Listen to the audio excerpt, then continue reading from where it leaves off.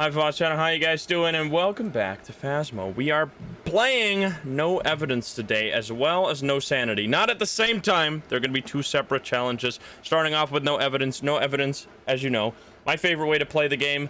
I love No Evidence, and it's also a great thing to do, or not to do, but to watch if you want to learn how the game works. So if you're a new player or a returning player or even a veteran, it can be really fun. For veterans especially, it's just like satisfying to see, because you can like, yeah, I know this stuff, I would have done the exact same thing.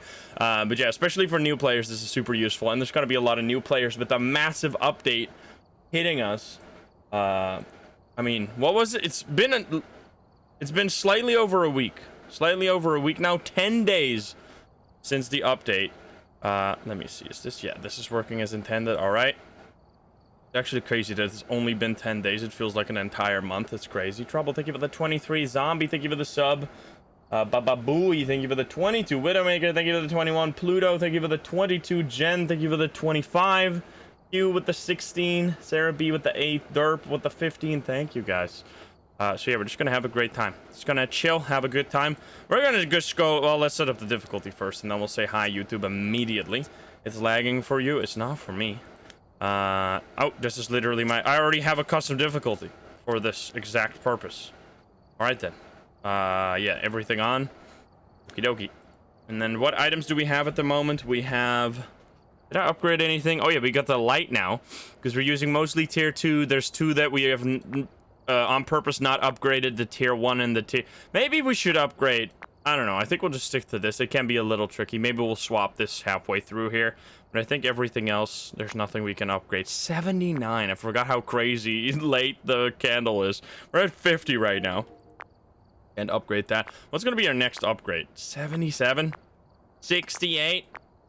Oh, I can upgrade the motion sensor. Definitely good. The upgrade motion sensor is far better. Can't upgrade that guy. That's 85. Goodness gracious, man. Paramic 72. Takes a while before you get anything. There's like a huge hiatus in between level 40 and 60 where you don't get any fun items. Or maybe I'm just not looking properly, but it feels like there's like a huge downtime of getting basically nothing. Because the levels get so slow. Like at the start you'll get everything right away, and then the levels get so slow, and then when you reach like level 80, all the cool stuff unlocks all at once. Pandazilla, thank you for the 2. JD with the 2 as well. Wenacast with the 31. Holy shit.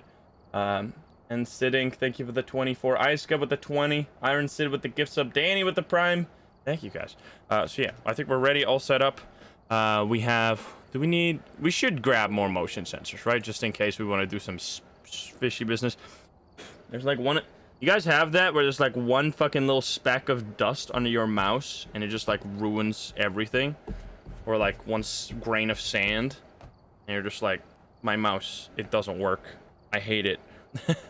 I haven't had that problem for a long time because I was using a soft mouse pad, but I'm back with my old mouse pad which has a wrist rest, because I've been having some wrist problems.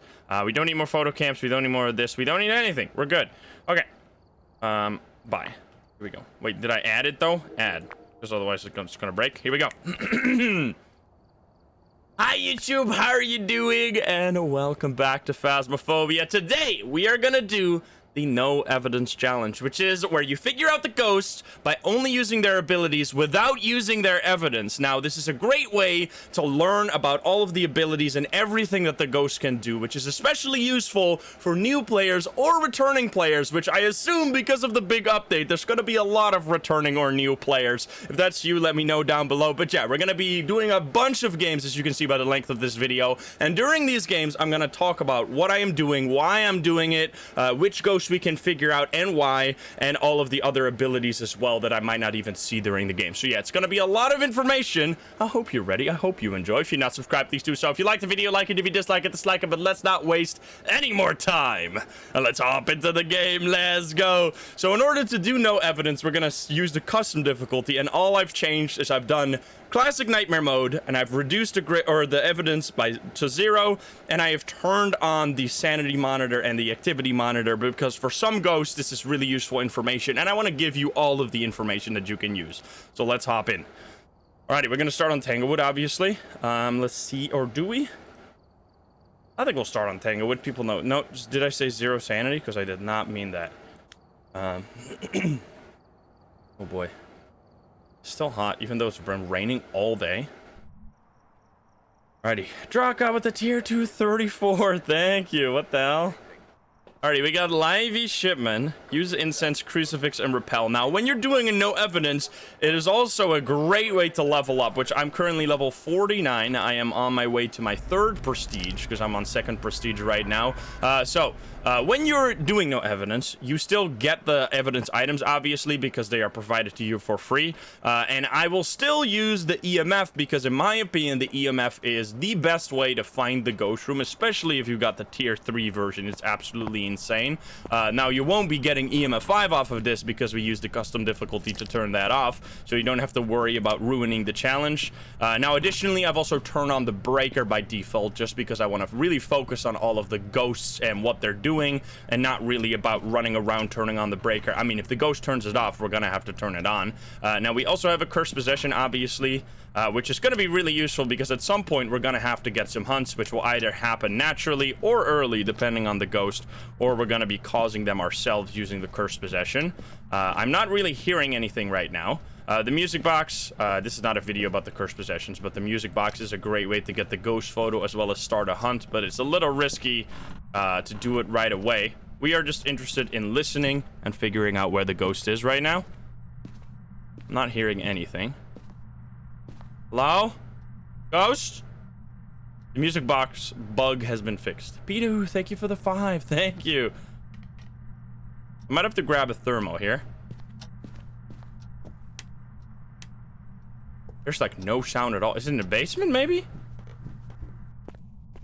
Sometimes if you have a really quiet ghost, it tends to be in the basement, but I'm not. This could genuinely be a shade right now. Come on, do something. Hammoud man, thank you for the prime. Thank you guys. You've only started playing this game recently. I mean, there's a lot to learn when you start playing this game. I am just gonna grab a thermo. I guess there's just nothing happening. What the hell? What's the best tier 3 item? I mean, 100% the night vision for sure. Night vision is incredible. We're gonna grab this guy, I guess.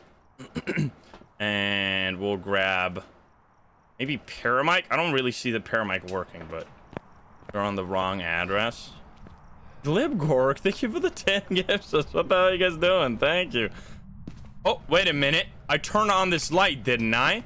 And it turned it off. I'm pretty sure I turned this light on. So I think we found our ghost. Let's see the thermo. We grabbed the thermo. Oh. No? Is it anywhere? Wait a minute. What the fuck? Let's just walk around until... I think it's all... I think I left it off. Okay, well, where the hell is this ghost? Just walk around until we find it. I'm not going to use the Paramic. What was I thinking? That shit sucks. All right, just walk into every room until you see the temperature drop. Not here. It has to be basement. It 100% has to be basement.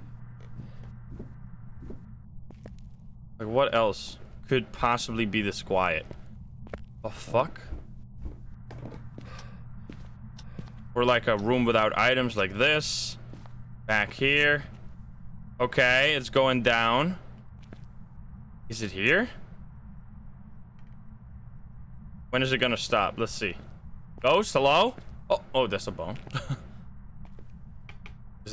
It seems like it's here. Oh, the lights are flickering. Okay, this actually took me quite a while to find the ghost room. This ghost hasn't thrown a single thing. You can see it because all the items are in place. However, I grabbed the thermo and you can see that the temperature is going down really quickly, and you also saw the blinking light. Now, do not think that the blinking light means that the ghost is in this room specifically.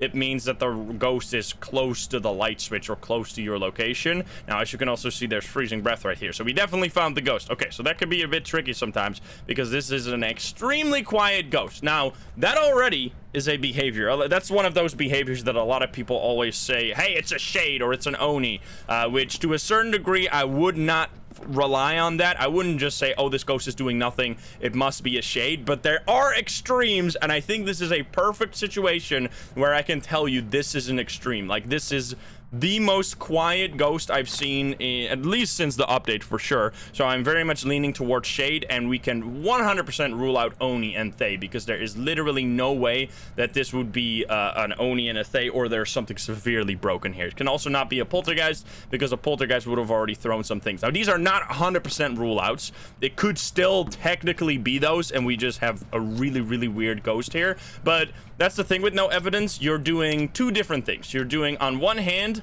100% rule outs. Like, if you take a photo of the ghost and it doesn't disappear, you can 100% rule out a phantom.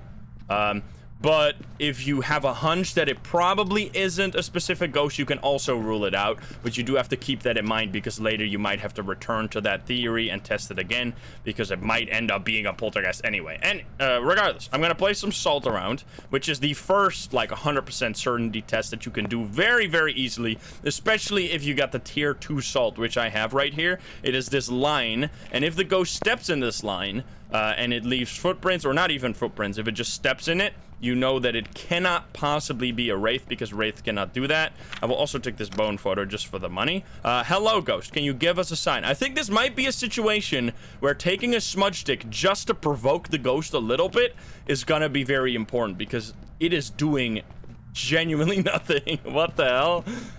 Like, I feel like I've been sent to the wrong house here. This is weird as hell. Last pause, thank you for the prime. Very interesting situation here. Probably shade, but I'm not entirely sure. We already are 25% sanity down. Okay, so we'll grab a smudge stick here, because we just need to make it angry in some way. Is this book a different color or what? Wait, why is this book darker than this book, or is it just the light? Oh, it's probably just the light. And then I'll grab, I guess, a crucifix. Yeah, the ghost is gone. I don't know what's happening here. It's weird. Wait, is there anything on the activity chart? Like, anything at all? It is just a flat line. Look at this activity chart. What the hell is going on? It is just a complete flat line for a minute long, and we are already down to 70% sanity. There is some real fishy business going on. This is very interesting. A classic, a certified shade moment right here. Oh, there you go. All right, so we're back with our smudge stick right here, and you can see that the ghost is in fact here, because it has stepped in the salt, which you wouldn't think because there's no activity, but now we can in fact rule out the wraith, and you can also take photos of that. You have to make sure to align it in the middle, take a photo, which if you can get 10 3-star photos, and then also all of the objectives and the bone, you'll be getting a ton of extra money. Okay, so wraith is ruled out, and it seems very likely to be some kind of shade or some kind of passive ghost. Now, I very, very, very rarely use the smudge sticks in this way, but supposedly, I've never heard concrete proof about this, but supposedly, if you smudge the ghost, it will become slightly more active. And because we are seeing absolutely nothing in this situation, I think we can use any little bit of help that we can create for ourselves. And I think this might just be a situation where we're just going to instantly cause a hunt here, because otherwise I don't see this going anywhere. So let's just grab this music box and go a little crazy. Now, I wouldn't recommend doing this if you have a ghost where you can get some evidence from it, but in this situation the ghost is doing so nothing that we're gonna have to make it do something. And Tori telling, thank you for the 10 gift subs, thank you. Okay, so here we go. The music box, when you click it, it will start making this song, and it will make the ghost sing. Now, if you get close to the ghost, it will start a ghost event, which will then turn into a hunt. So we're gonna walk over here. It is actually a shade. Oh my god. Wait, what? I don't think that can happen for any ghost except the shade. Wait a minute. I have never seen that. Does that ever happen? I know it's the case for the summoning circle. The summoning circle has a very interesting interplay with the shade. If you have a summoning circle and you light it and the ghost does this shadow model, it has to be a shade. No other ghost can do that except the shade. Now, I don't know if that's the same for the music box. I am just not sure. I've never seen it. I've never heard anyone talk about it, but this would be an interesting interesting situation if it does end up being a shade. It's throwing a little bit, but not too much. As you can see, it is definitely not a poltergeist. It is also not fast. Doesn't seem particularly quiet. The hunt's going to be very long here. Is very, very normal. I think it's a shade. I think I am convinced that that shadow... Have we ever seen that before? Have we ever seen a shadow ghost model from the music box? I just want to see it. I want to see it. Let's head out of here, because I am very curious if this ends up being a shade. I think it is. I don't think I have ever seen a shadow ghost event from a music box. Nor has it done anything at all. Like, anything at all. We could have tested it with the sanity and stuff, but I think this is just... Let's see. I'm curious. It actually is a shade. So take that with a grain of salt.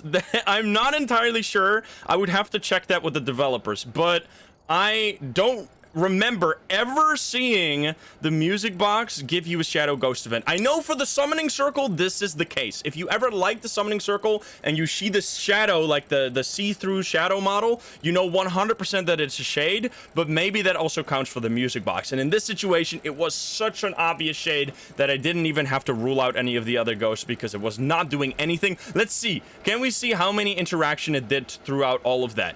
It moved. This is during the hunt. It moved 38 objects during the hunt. It used 0 objects, moved 6 doors, all during the hunt. So 38 of these interactions. I think all of this is during the hunt.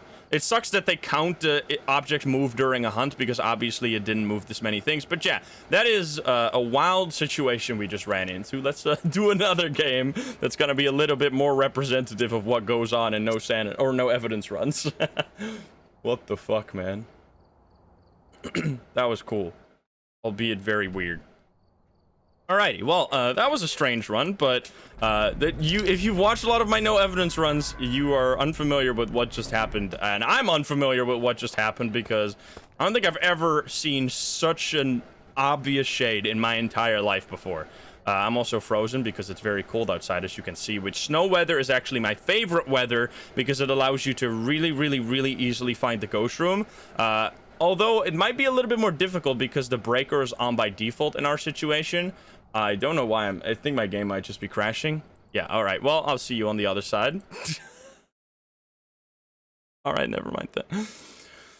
Well then. What the fuck? Farewell game, farewell video game. My PC is haunted now. What the fuck? I don't know what that was. That was weird. Rest in peace. You guys are crazy, by the way. This hype train is still going from the beginning of the stream. Mary, thank you for the 2 gifts. Tempest Storm, thank you for the 12. Sambi, thank you for the 8. Universe, thank you for the 4. Zaug, thank you for the Prime. Kalea Star, thank you for the 3. Storytelling again with all the gift subs. And Mary Maru with Manru, sorry, with all the gift subs as well. Brittles with the 25. Wasp Husk with the Prime. Mecca with the 13, Joss with the Prime, Mouse with Mouse with the sub, Konainchi with the 4, holy shit, Lost Ramo with the Prime, Glibgorg with the 10 gift subs that I missed, thank you, a Moodman again with the Prime, and Pidu with the 5. You guys are crazy, insane, thank you. And Barely Sentient with the 4, Saul Singh with the Prime, and Warbane with the 1,000 as well. Alright, let's hop back in and hope that it'll actually work this time. Please. Hopefully it won't crash. Jedi, thank you for the sub as well. And TNT Disaster, thank you for the Prime. Oh boy. Alrighty, we have Dave Williams. Now that shade was the most obvious shade I've ever seen in my entire career of playing Phasmo. I've never seen a ghost that was so inactive, and also that shadow ghost event once again. I'll be checking that with the devs though. I'll have to double check if that's actually a shade ability, but I think it might be. Alright, well hopefully we got another music box this time. Hopefully we won't be having any weird inactive ghosts this time, so I can actually show you all of the other abilities and what you have to do throughout a mission to slowly whittle down the ghost. Because the big difference while doing no evidence compared to a normal round is that you cannot just get EMF 5 and then not have to worry about any of the ghosts that are grayed out right here and only have to focus on the specific ghosts that are left. No, you'll have to go through the entire list, one ghost at a time, slowly rule out which ones it can't be and which one you're thinking it might be, and that way you'll slowly end up with your answer to which ghost you're dealing with. Now, let's first find the ghost. Hello, ghost. Where are you? Hello, friend. Where's this ghost at? We're gonna get nothing again. Oh, there you go. Immediately door touch. Oh my god. All right, well, freaking insane difference between this ghost and the last one. That is incredible. All right, so this is why Phasmo, for me personally, I've played it for over 2,000 hours. It never gets old because you never know what you're gonna run into every mission. They really nailed the the different parameters of the ghost. Like, sometimes you'll get a ghost that won't just do absolutely nothing, and sometimes you'll get a ghost that will go absolutely crazy, like this one right here. Now, what you saw right there was actually a special ghost event. It wasn't just a normal ghost event. It was a ghost event where the ghost broke the lights, which mares are all about lights. They will hunt early if the lights are off, and they will hunt late if the lights are on, and they are also more likely to turn off lights as well as break the light switches, such as what you just saw right there. Now, this is a soft... I think I should start talking about soft and hard evidence to make things clear, because I don't think I've ever used that term, but this is a soft evidence. It means that it might be... Oh my god, that throw? What the fuck? This is a soft evidence for it being a mare. It is not a hard evidence such as the phantom when it, because we just, for example, I took a photo, it didn't disappear. That is a hard evidence that it cannot be a phantom because a phantom will disappear. So we know 100% certain that it's not a phantom. We don't know 100% certain, obviously, that it is a mare. We just have a little bit of an inclination that it might be. And that throw right there gives me a little bit of an inclination that it might. I keep wanting to turn the slide off, already forgetting that it's broken. So yeah, you're just like... shelving these things away in your brain throughout the mission, like, okay, what do I have to look out for? Because obviously there's so many ghosts, it could be really overwhelming if you just have to go through these one at a time. So what I tend to do when I do no evidence is I just pay attention to what the ghost is doing, and based on its activity or whatever it's choosing to do, I'm like, okay, I might be this ghost. Let me do some specific things to try and test for that ghost. Now, we're always going to start with salt. We're always going to maybe grab some protection, or you could grab a paramic as well, because there is a few ghosts that interact with a paramic, but I'm just going to start grabbing a lighter, which we will need for the candle later. Now, hello there, ghost. I think it's in this tiny room here, doing EMF all the time. We're just gonna put this out here because this crucifix is the tier 2 one. It'll cover this entire room and more if I place it outside there, and then we're gonna place some salt over there. Now, this is not the tier 3 salt, so it won't mess with the ghosts moving around. This is literally just the basics, or the basic salt but bigger. And we're gonna place it on a few. The way I tend to place my salt is that I place it on bottlenecks like this. If the ghost ever wants to move from this location to that location, it'll go through the salt. If it ever wants to get out of the room, it'll walk through that salt. So that is another hard evidence for it not being a wraith, because the wraith is just simply unable to step in the salt, which also applies to during hunts, which is actually a really easy way to tell wraiths now. You can literally just have it walk in the salt during hunt, and then you can rule out wraith or confirm that it is a wraith. Now, the mare. Let's say that we think this is a mare. What can we do to figure out if it is a mare? You can turn on lights in the ghost room. If you turn on lights, the mare has a higher chance to leave the room and go somewhere else and change its ghost room to another room that is dark, because it really hates the light. It wants to move away from it. And if it is in a room where the lights are on, it can only hunt starting from 40% sanity. Whereas if it's in a room where the lights are off, it can start hunting at 60% sanity. So early or later, depending on what the light state is. Now, we're not hearing anything right now. I'm actually going to grab our tier 2 motion sensors. The motion sensors, especially the tier 2, the tier 3 as well, are very, very useful in detecting where the ghost is at what time. Which, that is really, really important information. Not just for doing no evidence, but for any... Especially, actually, when you're doing a normal round and you're just collecting normal evidence. Knowing where the ghost is a very important thing.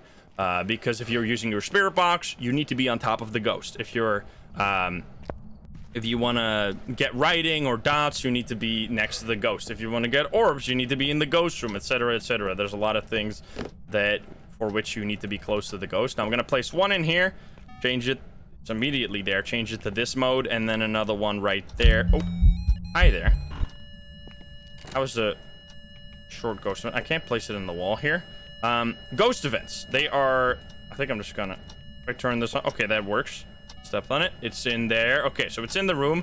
Ghost events are like special ghost things that every ghost can do, but they will tell you stuff about the ghost. Such as I was telling you about the mayor. The mayor has a higher chance to break lights, like this light is broken now.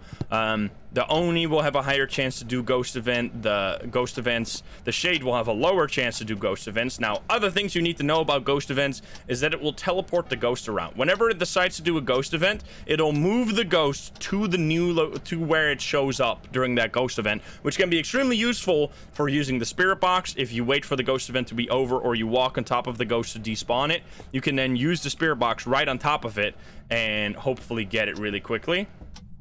So that is really useful. Now, another thing you need to keep in mind is that if it does a ghost event, it doesn't necessarily drain your sanity. It only drains your sanity if it touches you. Also, this ghost is walking around here all the time. If you walk into the ghost, or the ghost walks into you and it makes like a loud noise, and the ghost event ends, that means your sanity has dropped, which this drop amount, by how much it drops your sanity, will depend on what ghost you're up against. Now, I think our sanity might... Oh, wait a minute. What door did it touch? Important to know. I think it was out here. Yeah, it was out here. It touched it again. Okay. It's blinking lights. It's doing all kinds of stuff. Nothing, like, incredibly obvious right now, although it is maybe leaving this room here. Let's grab our thermo to confirm if it's in that room or that room, and we also should check for mimic orbs, because we might just be getting pulled here. Let's see. And will I play the FNAF 2 roaming game? Probably somewhere this week. We'll have to see. Okay, wait a minute. So you can see my sanity is actually fairly low. So at this stage, as I was saying, mares can hunt starting from 60% sanity if the lights are off. So if I turn off all the lights and I get an early hunt, that'll be a great way to figure it out. Now I'm also going to grab my thermo here, and I am going to grab a smudge stick because ghosts are scary and I don't want to die. Now hunts are extremely useful for figuring out a lot of ghosts. If you've been paying attention or you've been watching videos about how to level up fast, there's this strategy going around that literally involves getting a single hunt. That's all the strategy of leveling is. And after a single hunt, you can rule out over half the ghosts. Slightly over half. I think it's 13 or 14 ghosts that you can rule out just based off of one hunt alone, which is, like, obviously incredibly strong. So it is super useful to get a hunt and use all of the hunting abilities, which we will talk about at great lengths during all of this. But this video is not just focused on how to deal with hunts and what to do, or how you can figure out ghosts based on their hunting behavior. It is also very focused on what to do with its behavior outside of a hunt, which in my opinion is way more interesting, because a lot of the things the ghost can do during hunts are extremely obvious and not very nuanced, whereas the things it can do outside of a hunt can be really fun and really challenging to figure out and piece together, and it just becomes more of a, like, that's where Phasmo shines, in my opinion, outside of the hunts, rather than just during the hunt. And, like, oh, it's fast, it must be a Moroithe or Hantu or whatever, like... so yeah, it is cold here, but not very cold, which might indicate that the ghost is moving in and out of this room a lot, because if the ghost was in this room constantly, it will be like balancing out somewhere just below 5 degrees, which it's not now. So that means the ghost must be moving around a lot, which might be because we turned on the light. Now, we didn't see any orbs there, so it is probably not a mimic, because even though we're playing no evidence, you will still get mimic orbs. Oh, it's hunting from the basement. Interesting. I should really grab this. Okay, let's see. Let's turn on my flashlight and make it come over here. Okay, it's blinking, obvious. Okay, wait. I need to stay alive. It's throwing a lot of stuff, but not too much. Now, there's a lot of things you can look for. I think I'm gonna do it in waves and not just all at once, because I would overwhelm you. The first Is it slow? The first thing you can look at is how quickly does the ghost blink. That ghost, I think it blinked maybe actually fairly often. Definitely not slow. There is two versions of blinking. There's just completely normal blinking where it like blinks in and out somewhere between 0.5 to like 1.5 seconds. It'll just go blink, blink, blink, blink, blink. There is another version, which is the phantom blinking, which is far longer than that. I think the shortest blink a phantom can have is 1 second long, up to like 2 or maybe even more seconds sometimes. That's at least what it feels like. I know the minimum is 1 second. So if you see the ghost blink like very infrequently, you know it's a phantom. Now obviously in this situation we already figured out that it's not a phantom based off this ghost photo, so that doesn't really matter, but I still wanted to tell you. And the Oni is the opposite side of the spectrum, where it is blinking extremely frequently, which that might have been the case there, so we're gonna get an additional hunt. It's interesting that it went all the way to the basement here. That might actually be so that might be mare stuff. So let's look one more time for the blinking. So it is blinking. What you're looking for especially, again, this is completely normal blinking. What you're looking for especially against an Oni is these like super short blinks where it just like blinks in like where, oh, I'm gonna have to smudge here so I don't die. Where it's like invisible for just like 0.1 seconds or something. So yeah. Also not an Oni, it blinks completely normal. Now Oni can be tricky. I find Oni far more difficult than Phantom. You're gonna have to maybe check them multiple times for Oni sometimes. Hopefully we'll find an Oni during this video so I can show you. Now I just smudged the ghost. So I did it during a hunt, but that doesn't matter. If you smudge the ghost, it will be unable to hunt from the time that you smudged it for 90 seconds. Or there's two exceptions. Either the demon will be able to hunt at 60 seconds after the smudge, or the spirit will be able to hunt at 3 minutes after the smudge. And all the other ghosts are just a regular 90 seconds. So it is useful to maybe like open up, go into your whatever browser you use and open up a timer. So you have a timer alongside and you can just like look at the timer when you smudge, keep that in mind. And then a minute later or 90 seconds later or 3 minutes later, you'll be able to use that to figure out if it's any of those ghosts. Now it's already been 50 seconds, I think, if I have it right in my brain. And the ghost is obviously down here, which is interesting. That means it roamed around, which that means that we have a hard evidence against the Goryo, because the Goryo, it can roam. Very important. Do not get this twisted. The Goryo can roam. However, what it cannot do is change its ghost room, which it's a little hard to know the difference between these two. But basically, if you get the ghost to hunt from a room often, that means it's probably that ghost room. Or if you get like very cold temperatures in a room like this, that means it's probably, oh god, it's already hunting. That was definitely too early for a spirit, so it is not a spirit. It wasn't very early though, so it's also probably not a demon. So what we're gonna test next is to see if the ghost can find us during a hunt. We're gonna try and hello, get the ghost over here, because if we can easily lure the ghost over to our location, we know that it is not a yokai, because yokais are very stupid when it comes to detecting you. Oh god.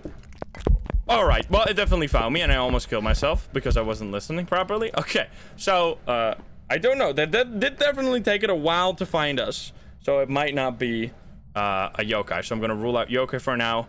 And I'm going to rule out spirit and demon. Demon is not as hard evidence as spirit. Like, if you don't get a demon to hunt right after 60 seconds, that doesn't mean it's not a demon necessarily. Now, there's also a lot of other ghosts we can rule out here, and this is honestly like the main aspect of figuring out stuff during a hunt, which is using the speed of the ghost. Now, as you could hear there, this sounded like a completely normal ghost. So which ghost can we rule out with that information? First of all, Revenant, probably the most obvious, well, together with Dio, the most obvious ghost that you can rule out based on their speed. It is either very slow, which you can hear by like the boom, boom, boom, boom, boom footsteps, or it is incredibly fast if it is detecting you by either seeing you or listening to your microphone or detecting your equipment. It will move like boom, boom, boom, boom, boom, boom, boom, boom, boom, extremely fast. So that is that is how you can rule out a Revenant, which this obviously wasn't.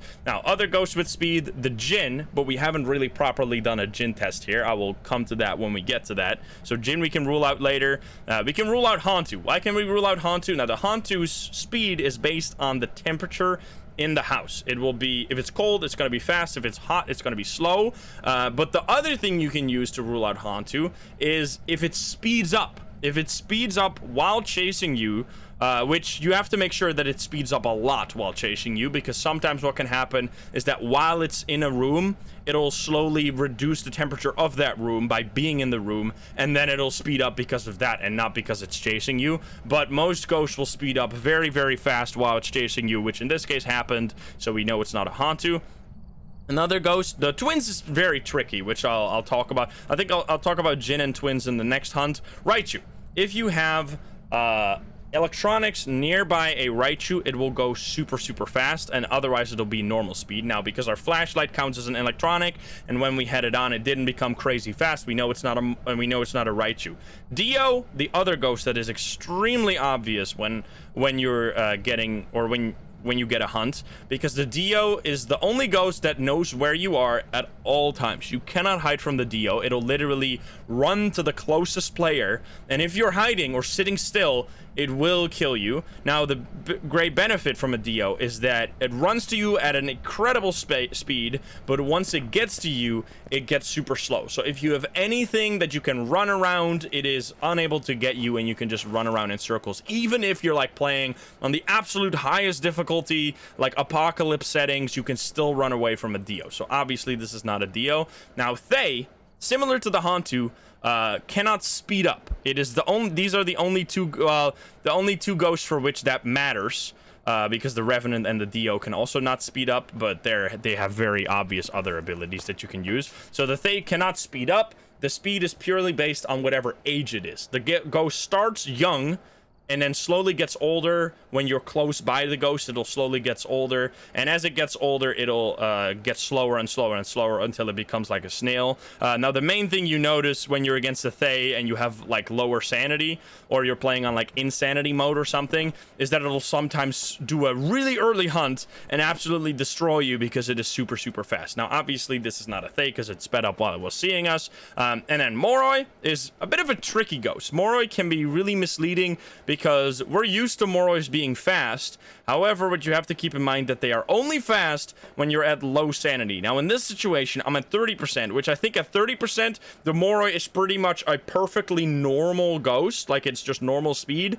Once you get to 0 sanity, though, it becomes incredibly fast. So the Moroi can be extremely misleading, especially for newer players. So at around 50, it's slower than a normal ghost. I think at around 30, it is normal speed, and then the lower it gets, the faster it becomes. Now, additionally, it can also speed up like any other normal ghost. So that actually makes Moroi have the highest maximum speed out of any ghost in the game if it's chasing a player for a long time. But I can probably say that we don't have a Moroi here. Let's grab another smudge stick and get back in there. We're gonna do the 2 hunt tests for the Djinn and the twins. Now, there's 2 other ghosts that you can also figure out during the hunt. They're the Myling and the Obake. The Obake is a very special ghost that usually you detect by the fingerprints and like the special fingerprint. However, because this is no evidence, we don't have any fingerprints. But there's another ability which they introduced relatively recently, so you might not know that if you played the game like a year ago, which is where the Obake will sometimes during a hunt change into a different ghost model. This can be like this is a completely different ghost model. It can also change into the same ghost model. So what can happen if you have a ghost like the Lisa model that can either be crawling on the floor, or it can be walking with like the broken back, or just straight, you will sometimes see the ghost shift in a different position. That can also be Obake, but the most obvious way is if you're against like a male ghost with a club and suddenly it turns into a grandma. You know, obviously this is an Obake, and because it didn't happen here at all, we can pretty much rule out the Obake. Now, we're gonna test for Myling, Djinn, and the twins. Actually, I don't think we have to test for a Djinn here. Yes, because it turned off the breaker. That is another thing. So the djinn has an ability that... Oh, God. It's fucking down in the basement. This is annoying. So I guess we won't be able to test for that. Let me step outside just now. The djinn has an ability where it will be fast when it's far away from you, and then when it gets closer to you, it'll slow down again. Now, so you need to have a pretty long distance for you to be able to detect that, but it needs to have the breaker on for this, and because the djinn's power is so reliant on the breaker being on, they have made it so that the djinn cannot turn off the breaker. So if you have a ghost that turns off the breaker, you know immediately that it's not a djinn, which in this case is the case. And then the myling, you cannot... This is a ghost that's purely based on sound, which is kind of interesting. You cannot hear the myling until it's really close to you. So that's actually the only ghost based on sound. I guess the footstep speed of ghost could be considered sound, but yeah. So that is one thing we're going to test right now. And then the twins are either faster, slightly faster, or slightly slower than usual, based on a 50% chance to either be slightly slower or slightly faster. Now, I'm just going to stand over here and do another yokai test as well. What is the yokai test? The yokai test... Every ghost can detect your equipment up to, I think, 10 meters away. The yokai, however, can only detect it once it gets up to, like, 2 meters close to you, which is incredibly close.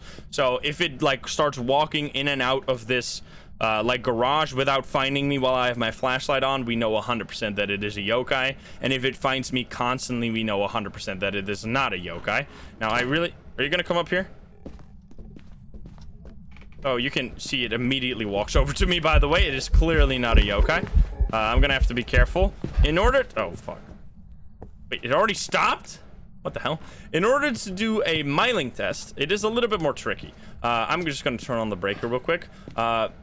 Basically, the best way on small maps to detect a myling is if you hear the ghost footsteps, like really muffled or really quietly, while your flashlights are not blinking yet, so your equipment is just totally calm, nothing is happening, you know. Oh god, I have to run away. Let me see if I can show you here. All right, come over. So I'm gonna run into the garage here, try to make some distance so I can show you what this looks like. Now it might be hard to hear. Let's see. I need to wait for it to come on the same floor. It's still in the basement, this fucking idiot. Come on. So if it's on a different floor, you can't use this trick. It needs to be on the same floor. Come on. This ghost is stupid. Okay. There. You heard that?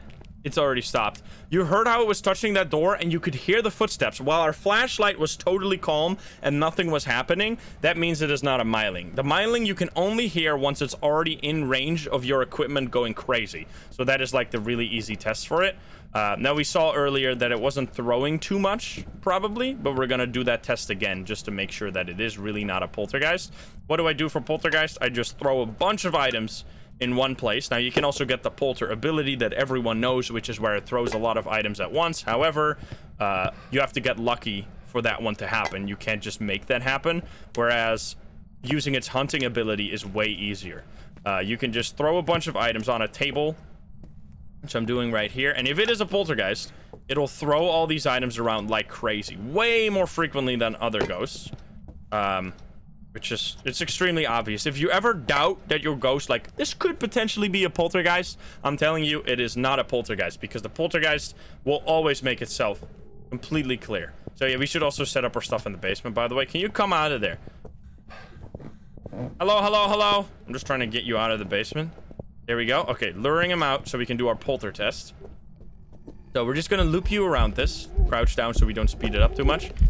And as you can see, it is throwing items, but it is throwing them like a grandma. It is doing very few throws at the time. Sometimes it does double throws like that, but not nearly enough for it to be a poltergeist. If this was a poltergeist, this whole place would have been completely empty, and there would have been no items left. So it is clearly not a poltergeist as well. This is actually looking like it's going to be a very tricky ghost here, which is very fun. There is... Let's see. It is almost certainly not a shade, by the way. I didn't even talk about that. At the very beginning of the game, when it did that ghost event, I just walked into the map, and it did that ghost event. So I was at 100% sanity, which, oh god, it's hunting again. The way the shade works is that at 100% sanity, it has a 0% chance to do a ghost event. When you're at 50% sanity, it has normal chance to do a ghost event. So if you get a ghost event right as you step into the map, you know with 100% certainty that it cannot be a shade, which is the case in this situation. So we know it cannot be a shade. I'm listening for the... You hear the footsteps? They're quiet, but you can clearly hear them before the flashlight starts blinking. All right, so now that we've done all that, we are left with probably the hardest set of ghosts, which these are usually the ghosts that people don't know what to do with. Like, what if you're left with this set of ghosts? Like, all the other ghosts have fairly obvious abilities. These, however, get pretty muffled. Now, the twins, not so much. As I said, if it's sometimes slow, sometimes fast, it's the twins. We obviously did not hear that here, so it is not the twins. So we are left with Banshee, Mare, Yurei, and Onryo. Now, the Onryo is the only one left here that has a pretty solid test that you can do against it, which you can do by placing crucifixes and putting candles on top of these crucifixes, which I think we're going to do right here. So we're just going to grab... It's going to be really annoying because the basement is so large. We're going to grab the second crucifix and a candle and place that in the basement.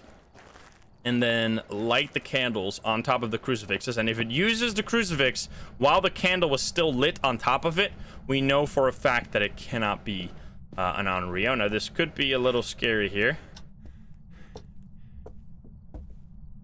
Something. I'm going to place this here.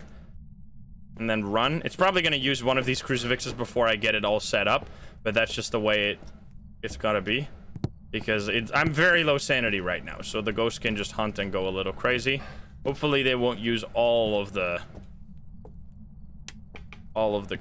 crucifix charges though, because that would be really bad. Let me run over. I'm gonna light this candle here.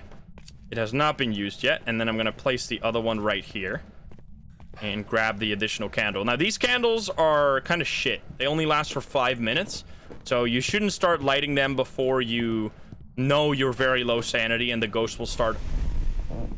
It used that crucifix. Look at that. Perfect example. It used the crucifix while the candle was still on, which means that this cannot be an Onryo, because the Onryo would have used the candle. So I didn't actually properly explain this. I'm sorry. I've been explaining so many things I forgot about this one. For the Onryo, the candles count as crucifixes. So if you get a ghost to use a crucifix while there's still a candle on top of that crucifix, it's not an Onryo, because the crucifix, like the candle would have been blown out first, because, as I said, the candle counts as a crucifix for the Onryo, and it would blow it out and then try to hunt after and use the crucifix. So as long as you just keep those candles lit, an Onryo would not be able to hunt at all. But in this case, it did try, so we know it's not an Onryo. Now, we're gonna have to do some other tests here, which could be very tricky. This could end up being like...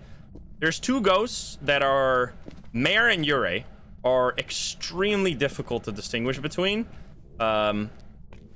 So if we end up with that combination, we're gonna be in a lot of trouble, but it will be interesting here. It's still hunting. Right? Oh, it stopped. Okay, so we have our crucifixes here, so we're kind of safe in this area. So what I'm gonna do now is grab a paramic. The Banshee has a special ability with the paramic that if you get a scream on the paramic, like a special scream that you cannot miss, it's a very, very obvious interaction. You know immediately, that's hard evidence, okay, we're dealing with a Banshee. Now, there's also another ability that the Banshee has, which is that it tries to roam to your location as the player. However, what you have to keep in mind is that they have made it so that this only works if the ghost is on the same floor as you are. It cannot roam to a different floor. So in this situation, you might have thought like, oh, I've been here this whole time and it never came to my location. It must not be a Banshee. No, that's not the case. Because we're on a different floor, it will not hunt, or it will not come to our location. So we're gonna have to... Oh, come on, it's already hunting again, you son of a... piece, man. We can also use the paramic during a hunt, by the way, and you can even get the Banshee scream during a hunt. Now, the paramic sadly doesn't work when the ghost is on a different floor, which is really annoying. Oh god. Coming in here. gonna stop hunting anytime, so I'm not too worried. I would really like to get a scream.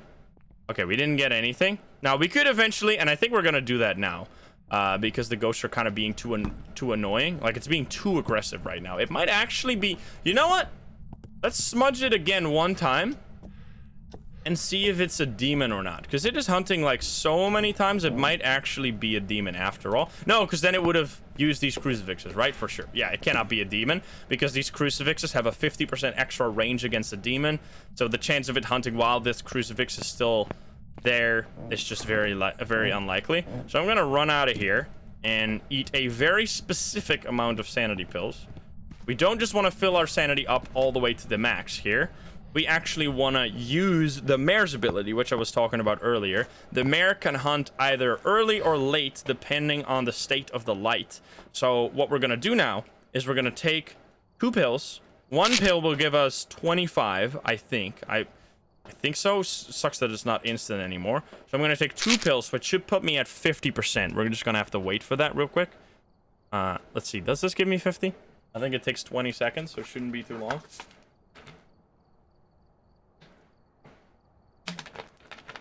You mean sanity medication? These are literally sanity pills. I don't know what you're talking about. These are the old sanity pills. I think that's it. Yes. Okay. So we are now at exactly 50, which is right in between the 40 and the 60% hunting ranges of the mare. So what we're going to do now is we're going to go down into that basement and we're going to turn on all the lights and make sure all the lights stay on. If we then get a hunt, like, really early, we know that it cannot be a mare because a mare would not be able to hunt that early. Now, we can also additionally hold a candle to reduce our sanity drain by a little bit, which they have nerfed the candles. The candles used to completely prevent sanity drain, but they don't do that anymore. They only do it, I think this one does it by only 40 or something. Are you already hunting? You suck. Okay, so that was what I was scared of, that it was gonna hunt before. Come on, I can't pick that up. It's coming up the stairs. Okay. That it was gonna hunt before I could turn on the lights down there, which is just unfortunate. So right now we don't know anything. Could be a banshee, mare, or Ure. Where's this going? This ghost is very tricky, man. It's actually, oh god, very fun ghost. Like, this is a proper challenge. All right. Anyway, so now my sanity is slightly below 50, as we could, or probably. Can I please pick this up?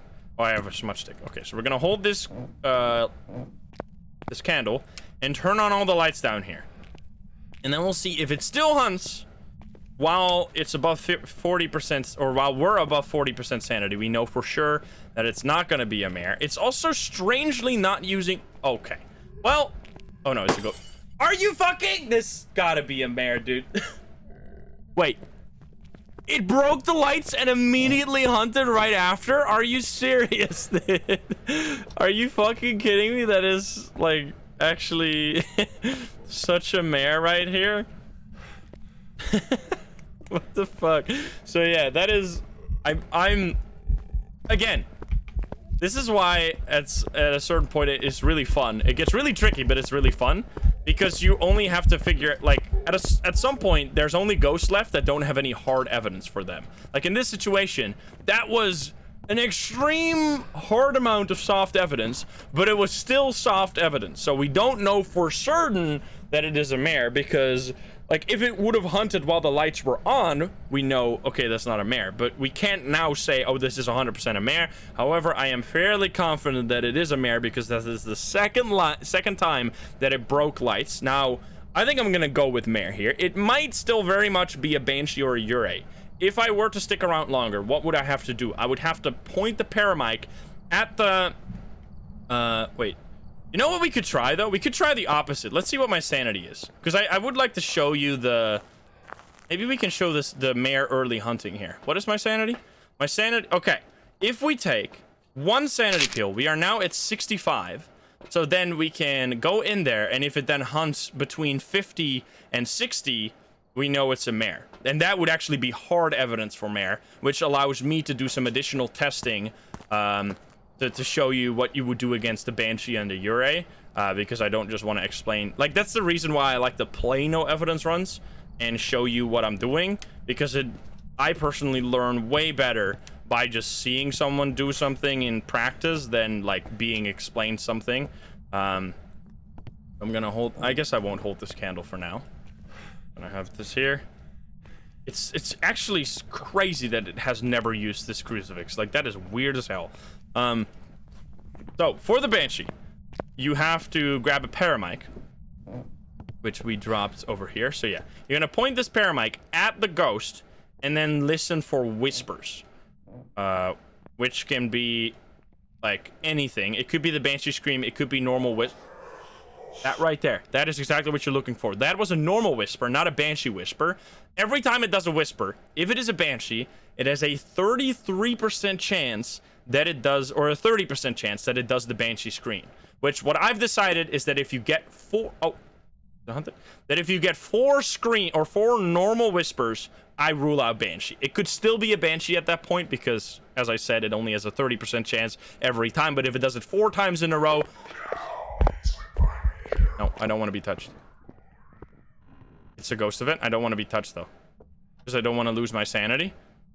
Because I want to stay at the perfect range to figure out if it's a mare or not. So if you don't get touched, as I said earlier, if you don't get touched by a ghost event, it doesn't drop your sanity. So you can run away and prevent your sanity from draining, which is really neat. I'm gonna have to, I might actually die here. I should have a smudge stick down here. Because otherwise, like, if it hunts from up the stairs, I'm gonna get killed here. So we're gonna listen for whispers. That's the second whisper, no screams.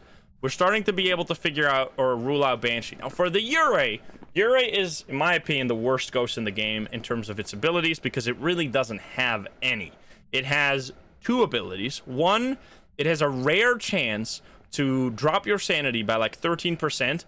And when it does that, it closes a door. So if the door is open and it just another whisper, and it completely closes it out of nowhere, you know, okay, that's a Yurei. But that is sometimes really rare, and you won't get it at all. So that's how you can rule out Yurei. Now, we already got a 3 whispers here, but it's still also not hunting, which is very strange. Like, for mare, you would have already expected it to hunt by now. I think I'm in the range. I'm gonna hold this candle. I think we can already rule out Banshee here. So it's gonna be a Yurei or a mare here. And because it's not hunting right now, I actually kind of am inclined to say it might be a Yurei after all, but that would be so troll. Can you give us a sign? It is the only door that can close, or only ghost that can close the front door without doing a ghost event. If it does a ghost event, any ghost can close the front door. But yeah, if you... sometimes what will happen, what I've had happen to me, is you'll walk out of the map, and then suddenly behind you, the door closes, the front door. That is a good showcase of it being, a Yurei, because no other ghost can do that. It's not hunting, which is very strange. Hello? What if it's a bugged shade? Oh, it's blowing out my candles nonstop? Because the shade cannot hunt while you're in the room. I actually don't have to be here right now. Let me quickly check what my sanity is. Because I don't really know what's going on right now. Any chances it's a mimic? Maybe it had already changed. I feel like that's almost impossible given the amount of hunts we've gotten without it being obvious. That is very weird. It is 40% sanity, and we still haven't gotten a hunt. That is actually so strange. This is like a really, really, really difficult run here. This is like top 5% most difficult runs you can run into, because even if you have one of the mare, Banshee, Yurei ghosts, you usually will be able to figure them out. At least some, like, at one point they'll give something away, but this one is being extremely hard to get. We're gonna once again take a pill and hope we'll get a hunt above 60% or above 50% sanity, but otherwise we're gonna be in trouble here. Let's see. I don't know. This is getting tough. Like, obviously you could always just guess and leave, but that's like the opposite of what I want to do here. So I want to drop my sanity a little bit. Hello, ghost. Hello, ghost. Breaker's still on. The breaker's off again. Let me turn that on. Doesn't really matter.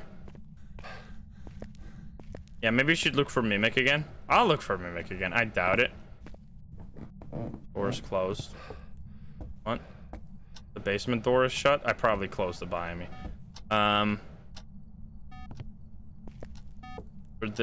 Where's my camera? I dropped it on the floor, didn't I? Oh, there. Let's see. I don't think it can be orbs. Is it in here now? Cold breath in here? No? I don't think it's a mimic. Time to die. Okay, no. Definitely no mimic. So we can just leave that and go up again, I guess. I think at this point we can stand in the light. I think this might actually be a Yuri. As weird as that is. Megan, thank you for the 22. Let's see. Our sanity is perfectly... I think at this point we just turn on the candle. Our sanity is perfectly above 50. And then we just wait. I should be in the light still for a tiny bit more, so I'm just gonna light this candle now. And then just hope you hunt. I'm gonna take the crucifixes out of there real quick, because I don't want you to use these while I'm not there. Get out. There. And I don't want to be in that room. But it hunted above 35, right? So it physically cannot be a shade. Yeah, and I can't, this light is broken. I think I should be low enough now. Even in a lit room, your sanity will eventually, or will still drain a little bit sometimes. Come on.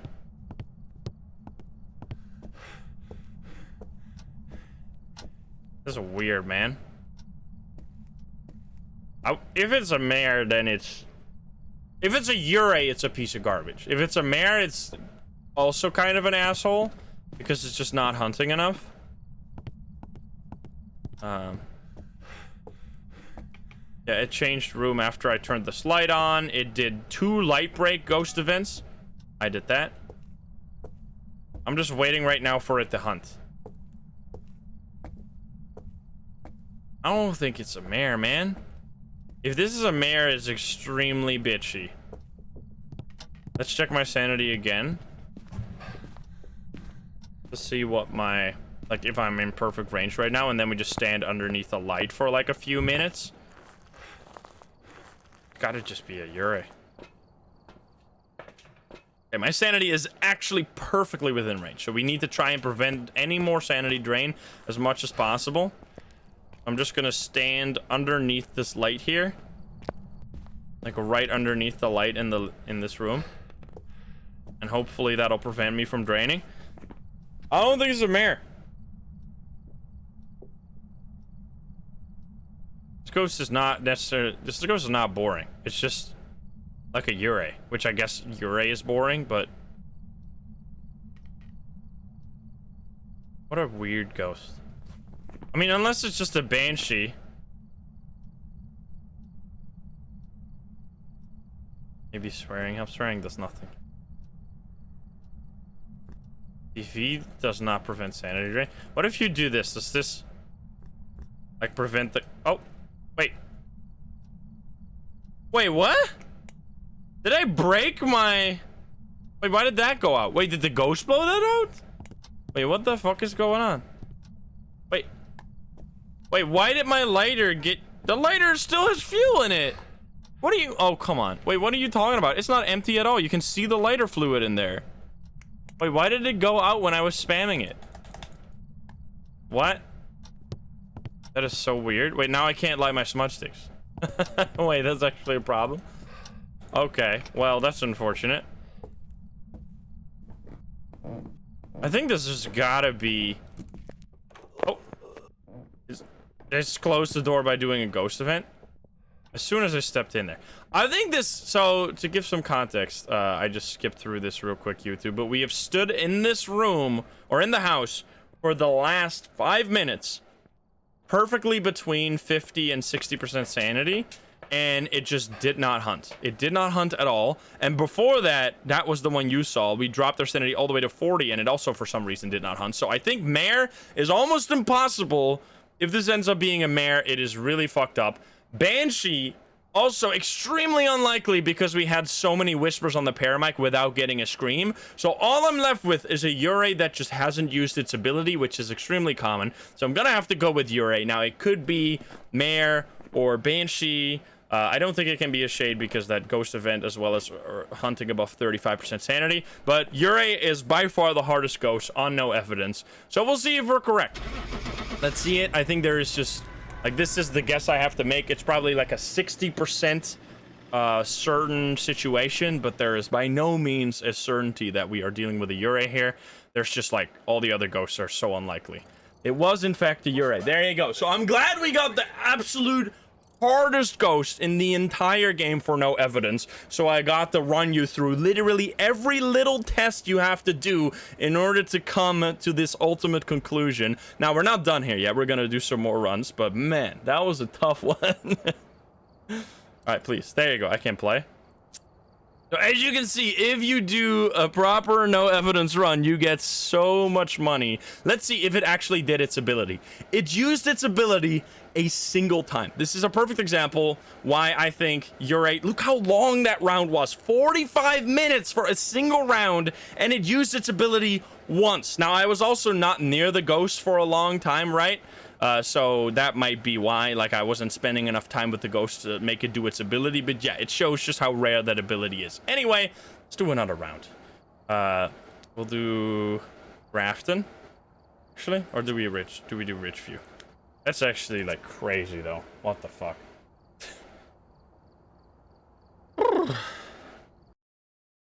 Goodness gracious. Alrighty, let's hope that this is a more normal ghost instead of that last one. Goodness gracious. We just gotta find it first. Yeah, that's a really good showcase. We got the Ure, the hardest ghost in the game. Now, I also hope I get to show you some of the more obvious ghosts, because it's always useful to see the abilities of each ghost in action, which Ure, interestingly enough, the way you figure it out is its complete lack of abilities. If you have ruled out every single ghost in the book, then you go for Ure. And because right there you saw it very much felt like a mare, but it wasn't a mare in the end, because we had to pull out every little trick. That was wild. All right, Ghosty, where you at? What's going on? There's no ghosts. I have not watched F1, no. Oh, it turned on a light switch? Wait a minute. Turn off a light switch? I think it turned off this light switch. It did turn off this light switch. Look at that. That's already step one for potential mare. But we're gonna have to do a whole lot more than that. So yeah, we're gonna click on that for now, but it's probably not that. We're gonna start off with a mimic test this time. I don't want to be trolled by a mimic. And then we'll grab some other things. All grass is dead here in Texas. What the hell? Yeah, I don't do the I have tried any and all denoiser plugins. Psycho recommended me some, but the problem with denoisers, which this is far more annoying than any noise in the background. If you ever watch a stream that has this like really robotic, shitty sound of the microphone, that's because they're using a far too aggressive denoiser. You hear it like literally like 60% of all streams on Twitch use that. It is way more annoying and distracting than any background noise, in my opinion. I really hate the robotic sound that people's voice get. It just feels like I'm listening, like I'm watching fucking like an AI stream rather than an actual human being. It's very annoying. And it's like super common. A lot of people do that, which I'm not calling people out for using a denoiser. It's very common, but it's just, especially for horror streams, it's really bad because when you scream or something, it cuts out the scream completely because it's like a noise, which doesn't make any sense, but whatever. Alrighty, buddy. We have for you salt here, first of all. Salt, as well as and show Orbeez. It turned on. Okay, wait a minute. This is very interesting. I get to talk about this now. It turned on the computer. If you've watched any of my no evidence runs before the update, at this point I would talk to you about how the mayor cannot turn on the computer. However, for some unknown reason that doesn't make any sense to me, they removed this factor from the mayor. The mayor is now able to turn on computers as well as turn on TVs. I really don't know why they removed it. Sometimes I don't understand why DK does what he does, but he has a very particular way that he wants the game to be. So who am I to judge what he ends up doing? It just doesn't make sense to me. Like, it was such a niche little thing that didn't hurt anyone, but for some reason they spend development time on changing something like that, even though it wasn't hurting anyone. But anyway, so they changed it. Now the mayor can just turn on the computer, turn on the TV, and you cannot use that to rule out a mayor. So that's just all you gotta know. That's all you need to know. They just completely removed that from the mayor. There is no more mayor computer or TV interaction. That is just gone now. So yeah, we still could have a mayor here. Hi there. As very relatively early. Now I'm gonna run to the truck immediately. I'm gonna place more salt. Hopefully when we come back, we're gonna see that the salt is stepped in. I also got touched by the ghost there, which meant that I dropped like 10 to 20% sanity based on which ghost type it is. I'm quickly gonna see. My sanity, oh, interesting, is 80%. So that means that at maximum, I had 90% sanity when this ghost event happened, which makes it very unlikely for this to be a shade. So I'm gonna rule out shade for now, and I'm just gonna grab this for the urate test, or for the Unrio test. Now, weird thing with this lighter, do not spam it. I did that last game, I didn't show you, but I was spamming the lighter really fast, and for some reason it just stopped working. Even though it's supposed to last for 5 minutes, I was spamming it for like 10 seconds. I was just turning it off and on really fast for 10 seconds straight, and it just stopped working entirely. So I don't know why it did that, but make sure not to accidentally ruin your lighter if you only have one. All right, we have a candle. I'm just gonna set that up here, and it stepped in the salt, which is the hard evidence for wraith, so we don't have a wraith. It's stepping again. Now, if you were playing with evidence here, you could look for finger or for UV evidence with a glow stick here, but obviously we're not going to get that, so it doesn't really matter. I'm going to hold the paramic now, see if we can get anything, and just, like, pay attention to its behavior. Like, what's this ghost doing? Is it doing anything special, or is it just going to be, like a normal ghost or some hunting ghost? Let's see. Give me a scream. First whisper and piano. Okay, that's 1 of 4 to rule out Banshee. Why don't I light the candle? Because I want to use this candle to test for Unrio. However, I'm not low enough sanity for any ghost to hunt right now. Really, that was another whisper. So I'm leaving the candle off for now, because if I would light it now, by the time that the Unrio can hunt, the candle would already be burned out. So it will be pointless, so I'm just waiting until we're in hunting range. And that was already 2 whispers, by the way. So we're moving quickly to being able to rule out Banshee here. Yeah, it's actually whispering a lot. Maybe it's smiling? That's pretty rare for you to get such 2 whispers so close together. Come on. It walked away, though, which is kind of annoying. Look at the massive value on the paramic. Hello? Another whisper. Wow. It's actually doing so many whispers. There's 2 ghosts you can figure out with the Banshee, with the paramic. The Banshee, if it does a special scream. The Myling, if it does an absolute ton of whisper events, because the Myling has a higher chance of interacting with the paramic, and it seems to kind of be doing that right now. That is 3 whispers extremely close together. I'm going to rule out Banshee for now, and I'm going to keep my eyes on Myling here. Now, Myling, the best way to test is just during a hunt. What is our cursed possession? I don't know what it is, because we could trigger a hunt right now, but I think just letting it naturally hunt. A singing ghost event. Singing ghost events are more common for Banshees. The Banshee has a slightly higher chance of a singing ghost event. That's 4 whispers right there. Back to back to back to back. That's kind of insane. So yeah, it could very much be a myling here. Now another thing, when you're using the paramic and you get a whisper, if it is a moroi, that means that you are cursed by the moroi. The moroi has a special ability where it will put a curse on you if you get a spirit box response or if you get a whisper through a paramic. Now, to get rid of this curse, you have to take a sanity pill, but it is also really useful to figure out if the ghost you're dealing with is a moroi. In this situation, we are at 60% sanity, which I think is fairly normal for standing in the dark this long. We would have been far lower if it was a moroi. So I'm going to rule out moroi and say that it probably isn't that because our sanity will be way lower. Now we're also going to grab one of this. And at this point, we are actually slowly getting into on Rio range, but I think we'll just let the first hunt happen. And then we'll just like pay attention during the hunt, see if we notice anything special. And then start paying attention to our sanity a little more. I really want to hold the paramic more, get more whispers maybe. Come on. A 3 times candle blowout, ignore sanity. I think so.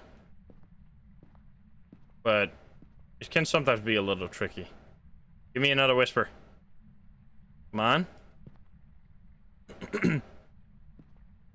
Yeah, this one does not count as 3 candles for the Unrio, by the way.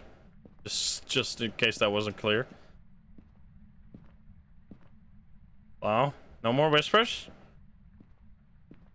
Do you stop the timer when you turn it off? I think you do. Interesting.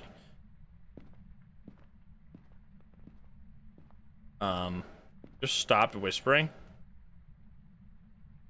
Maybe not. Oh, ghost can whisper through the paramic? Yes.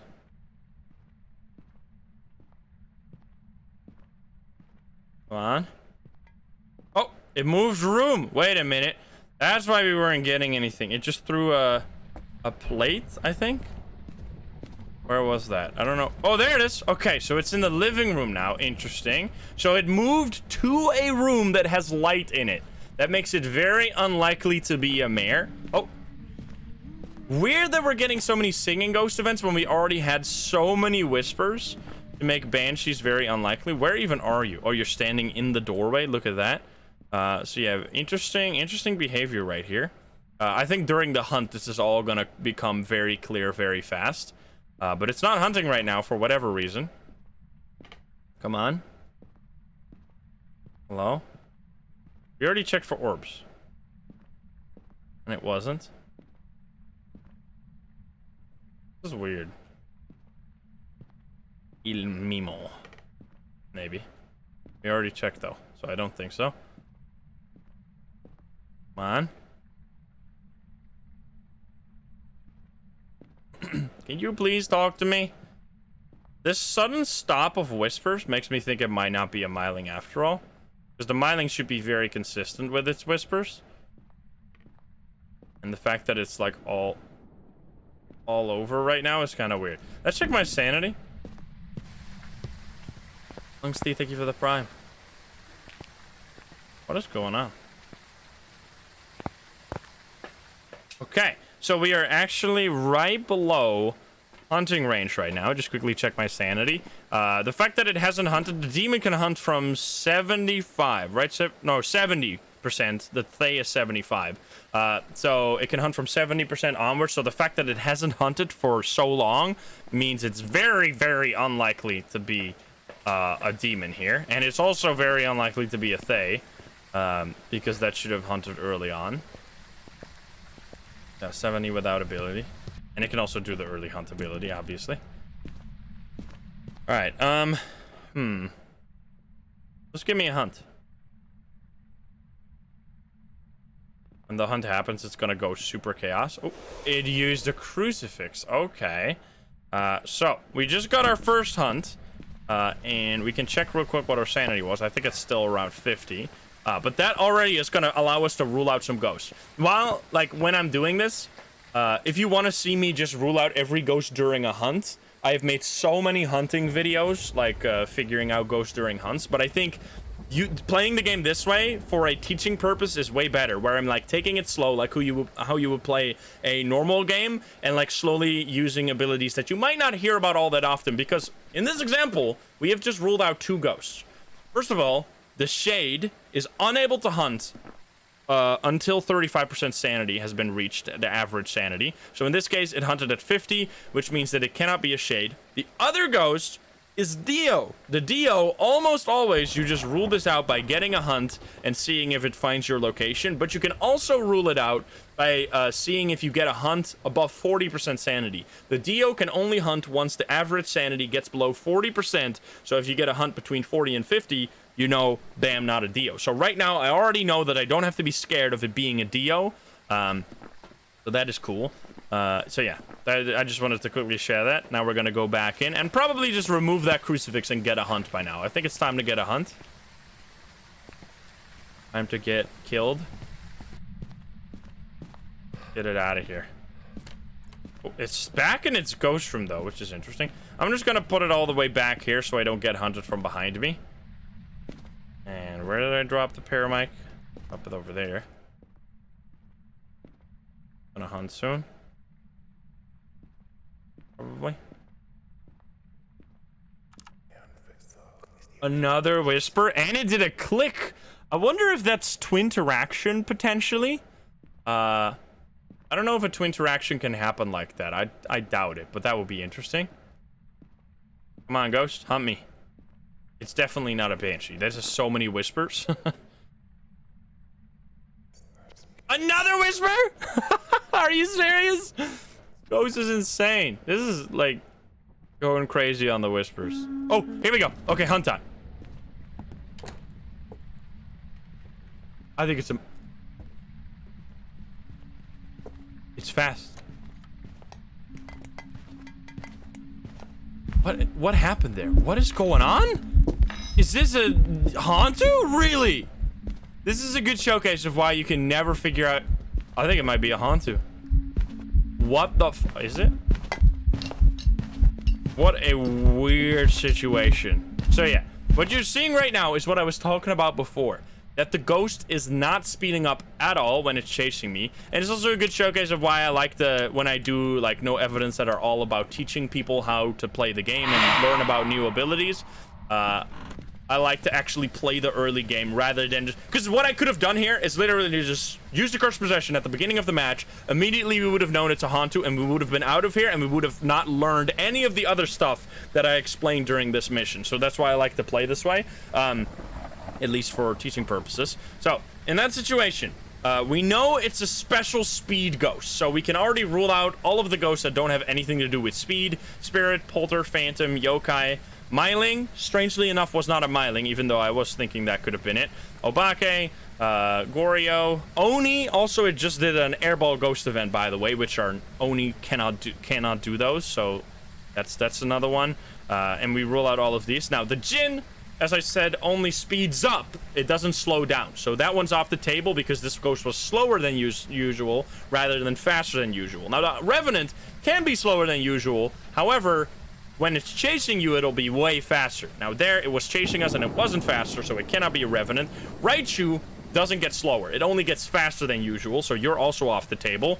Mimic can be any other ghost, but we've already checked for ghost orbs, so it's very unlikely to be the Mimic. The Twins can be slower. 50% of the time it'll be slower. However, it'll also speed up like a normal ghost. So it is very unlikely, or it's impossible to be the Twins here. Now the Hantu is a special ghost. As I said, its speed is based on the temperature of the room. So what you often hear, and I'm gonna get another hunt here so I can let you hear what this sounds like.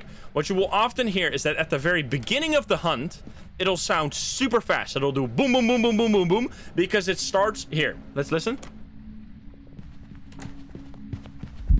You heard how fast that was? It was super fast, and then suddenly it's really slow. Why did that happen? Because the hunt usually starts in the ghost room, which is the room that the ghost is in, and it will have made, by just being in that room, it will have made the room very cold, and thus the ghost, the Hantu in this case, is going to be way faster in that room, which is exactly what happened there. So even though this could have been a Thay that has gotten older over time, now we know it's not a Thay because the Thay would have just had the same speed during the entire hunt, and this ghost doesn't have that. So it's not a Thay, and it is in fact a Hantu, which is, well, like, obviously. And we also did a Mimic test there. You can look for orbs, obviously, for Mimic, but another thing you can do to make sure that you're not dealing with a Mimic is just confirming the ability that you saw again. If you do 2 hunts in a row and it does the exact hunting behavior twice in a row, that is almost impossible to be a Mimic, because the only way that's a Mimic, the Mimic changes like every minute between different ghosts. So the only way it's possible that it was a Mimic is if it changed from one ghost into another ghost and then back into the Hantu, or for some reason it changed from a Hantu into a Hantu, which those are just very unlikely. So yeah, easy Hantu here. Can I see the money? There we go. Look at that. Oh, we unlocked a level 3 EMF reader. Very cool. So you unlocked it at 52. And we got another 2,800, which is beautiful. Let's see. So the Hantu doesn't have any special abilities, like in terms of the ability number right here. So that's not going to show anything. But yeah, that was a good showcase. Let's do another run. And unlock this, obviously. Unlock the tier 3. Only 4.5. Disgusting how cheap that is. That was nice. We're gonna go to Edgefield. Very cool.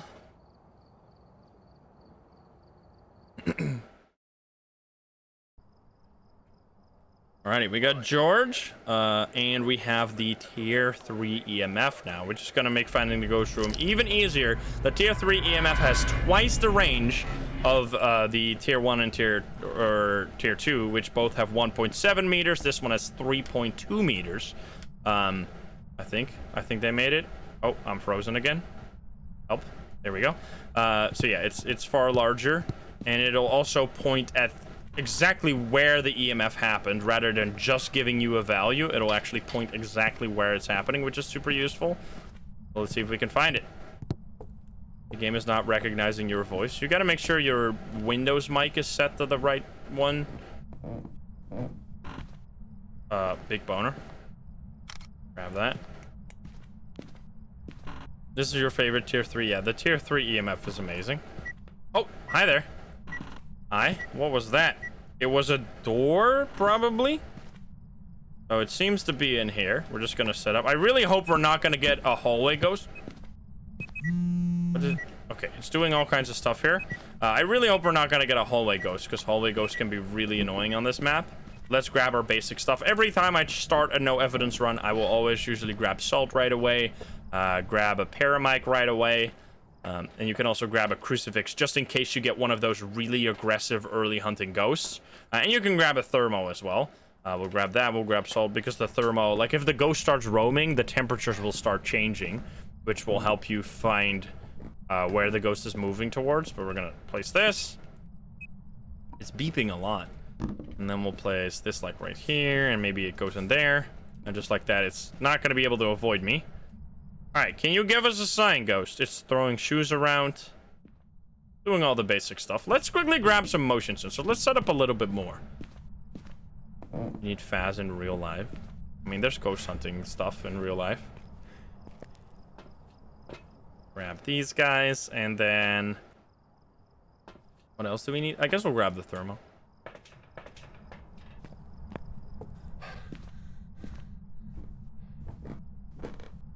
But just let me throw this down here for a sec. Ghost burns the crucifix. Yeah, it can actually burn the crucifix from the truck, which is very silly. We'll also grab this, and I guess a candle and everything. Now we're fully set up. We don't have to leave until it hunts, basically. Juba, thank you for the 14. Oh, it's doing dirty water. Let's see. So we got everything. Did it step in the salt yet? Wait a minute. This might just be an instant wraith here. The fact that it turned on that sink without stepping in the salt is very, very unlikely. You're being very suspicious here. I think this might just be a wraith, but let's see. Is it in this room? That's the first important part, because if it's not here, and it's like, it could, for example, you gotta always keep in mind all the edge cases you might be dealing with. In this situation, it could be a twin that is in the room next over, and it's just touching stuff in this room because of its very large range of the decoy, right? So you never know. Let's see, it's beeping, it's touching this door, it's not stepping in the salt. I think there may... Let's see. So we're gonna place the motion sensor to make sure. Place a motion sensor right there. Oh, that was me. Place motion sensor in front of the salt, and then if we get a beep, so you can see right here. Wait a minute, it's actually standing right there. Wait, it's standing in the salt. You can see the laser stops. It's stopped against the ghost, right? Wait, yeah. Look at that. You saw how the laser stopped right there for a while? That was because the ghost was standing right here on top of the salt, not stepping in the salt. So with that, we can 100% say that this is in fact a wraith. So yeah, sometimes that's what I'm talking about. Sometimes you get really easy ghosts, sometimes you get really hard ghosts. Now I'm gonna quickly check for orbs just in case this is a mimic, but I doubt it could be. Let's see. Because otherwise, I don't want to be trolled here. That's very cool.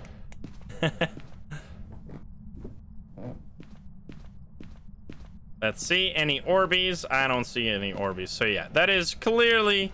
It also turned on the light, which means you can rule out Mare, by the way, in case we didn't already know what the ghost is. That is so interesting, though, that you can use... Look at that. That you can actually physically see the laser stop against the ghost.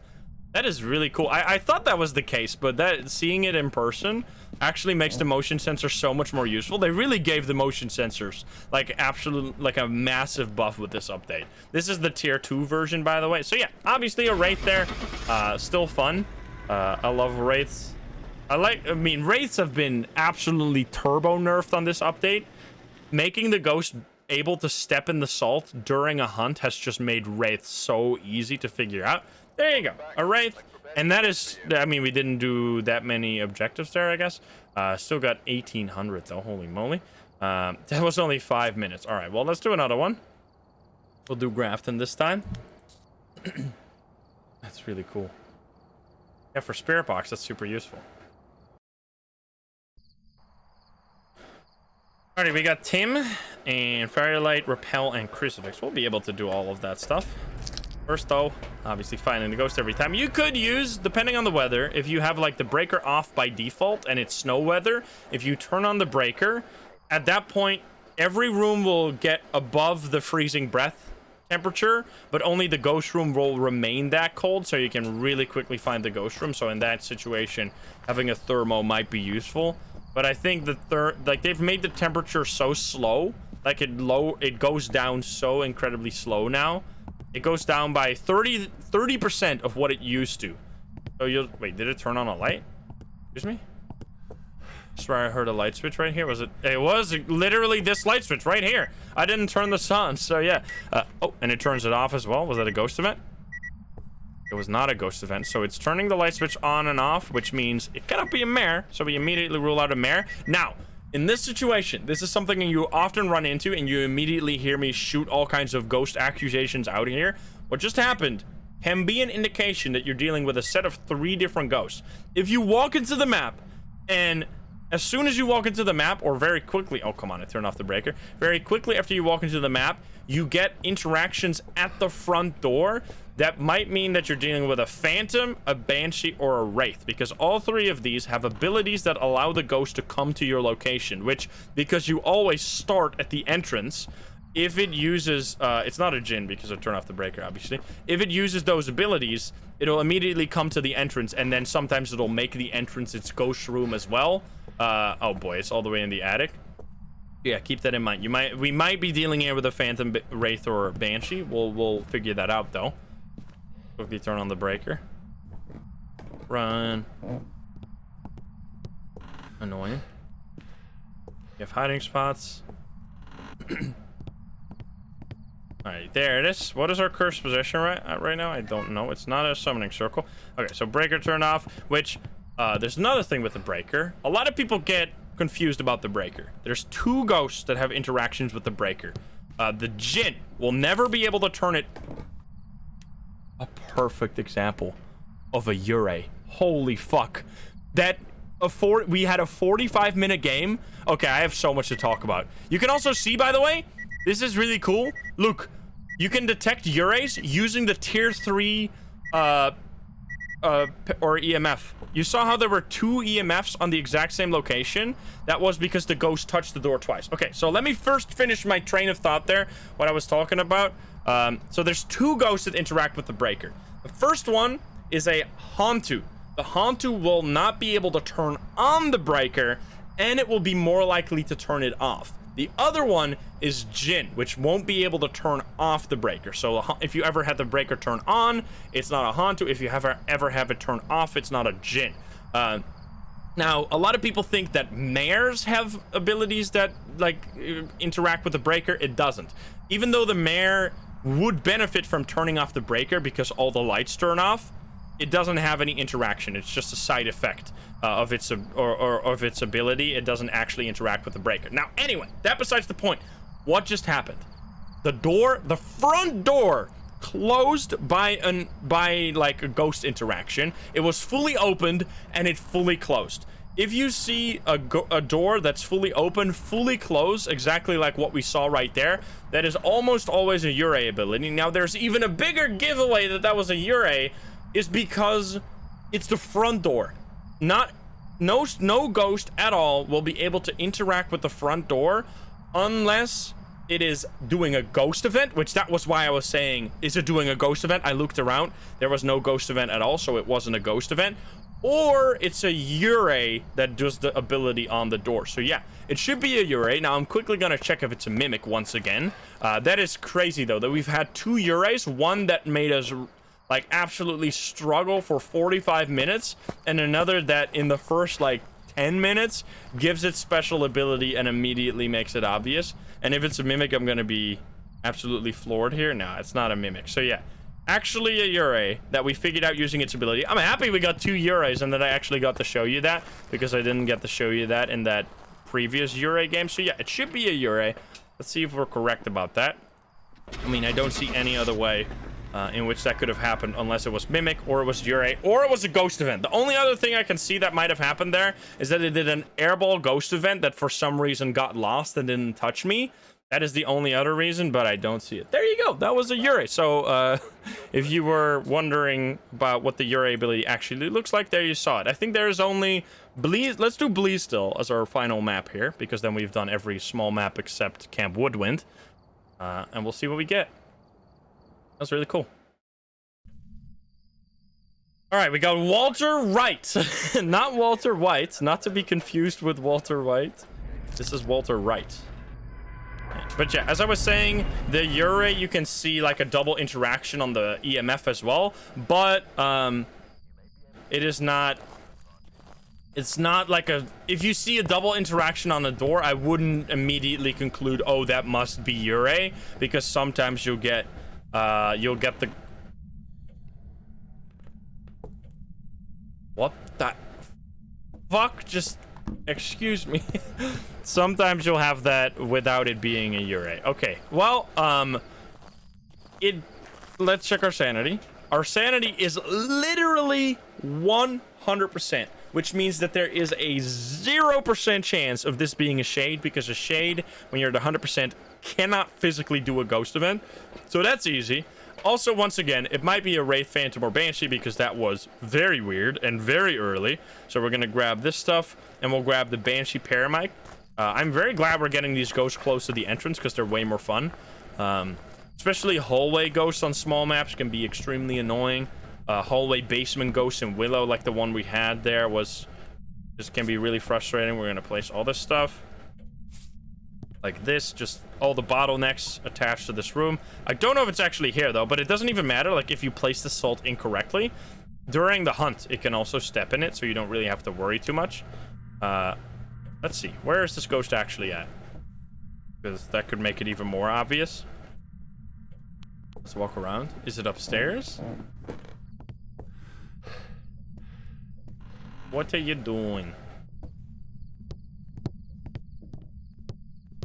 Is it a knock? Thought it knocked on this window. Nope. Interesting. I need to drink some water.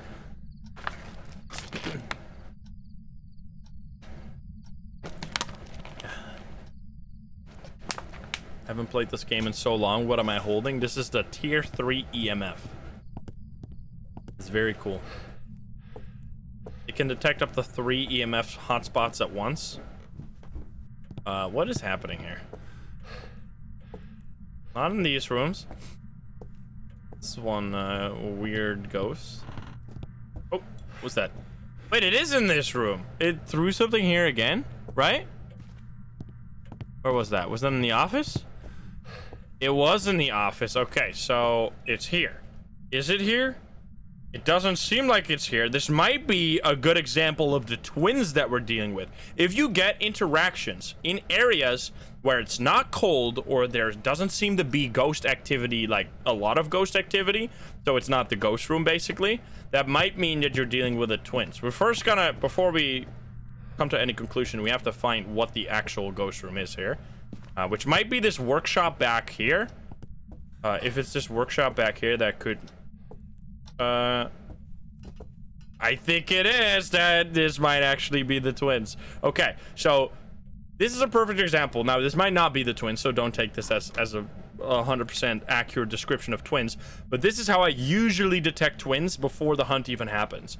If you have a ghost room, and in a large circle around that ghost room, you're getting lots of interactions to happen without the ghost roaming to that location. That's a very important detail.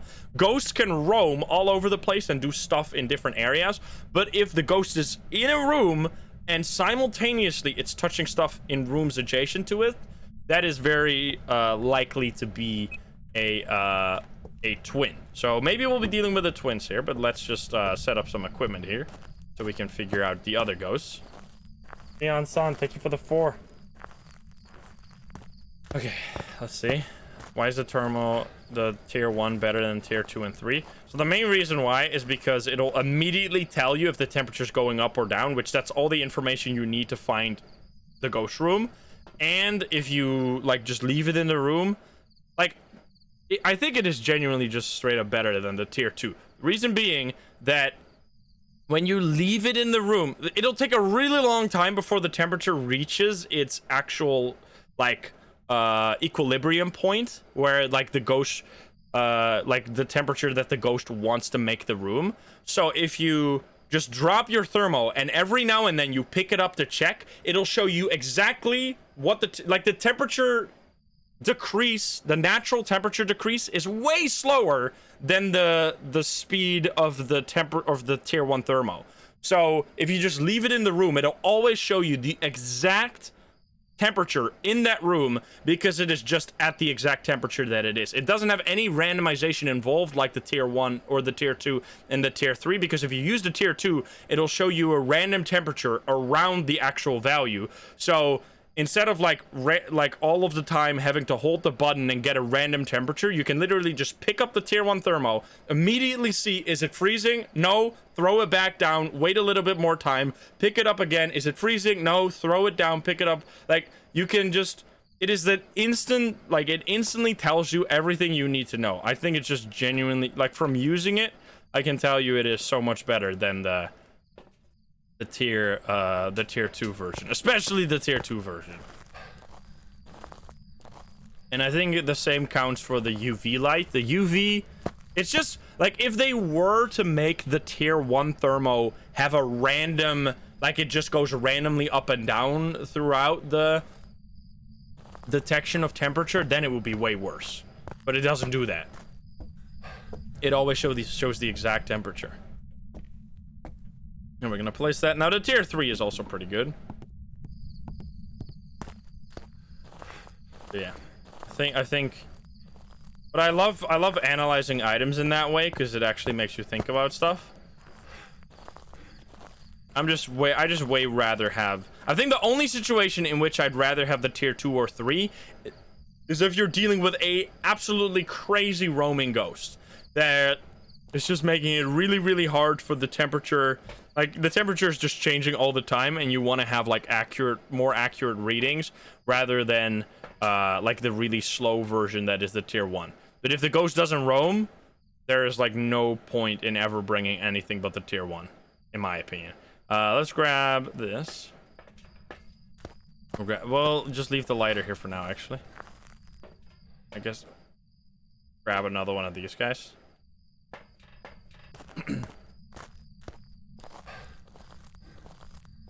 You can just leave it. Yeah, it's just like a set it and forget it kind of thing, right?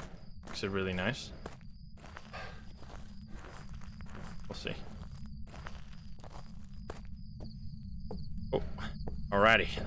So let's see. Do we have any orbs? Is it just a sneaky mimic? It's freezing breath in here, which cold breath, I should say. It doesn't have anything to do with freezing anymore. Oh, hi there. Hello. I'm gonna place this guy, turn it into that mode, and then the other. So many motion sensors. It's beepity beeping. It can't be EMF 5. Wait, it's doing a double EMF 4. Interesting. What's that? Wait. What if that's a twin ability? I don't think it is, but imagine if the twin always has 2 EMF values for that. That would be very funny. If it was like an accidental oversight. What temperature is it? This is, by the way, this has nothing to do with no evidence because we don't get any evidence. But this right here, oh my god, it's already hunting. This right here is the lowest temperature that you will see when you're using the tier 1 thermo. It'll just be stuck at like 1 notch above 0, and it'll just never move from there until the ghost changes ghost room. That is how you can tell that it's probably not going to be freezing if it's stuck on that value for a while. Okay, well, I just used the crucifix, so let's see what our sanity is to see if we can learn anything or if that was just normal. It did touch us. Wait a minute. Okay.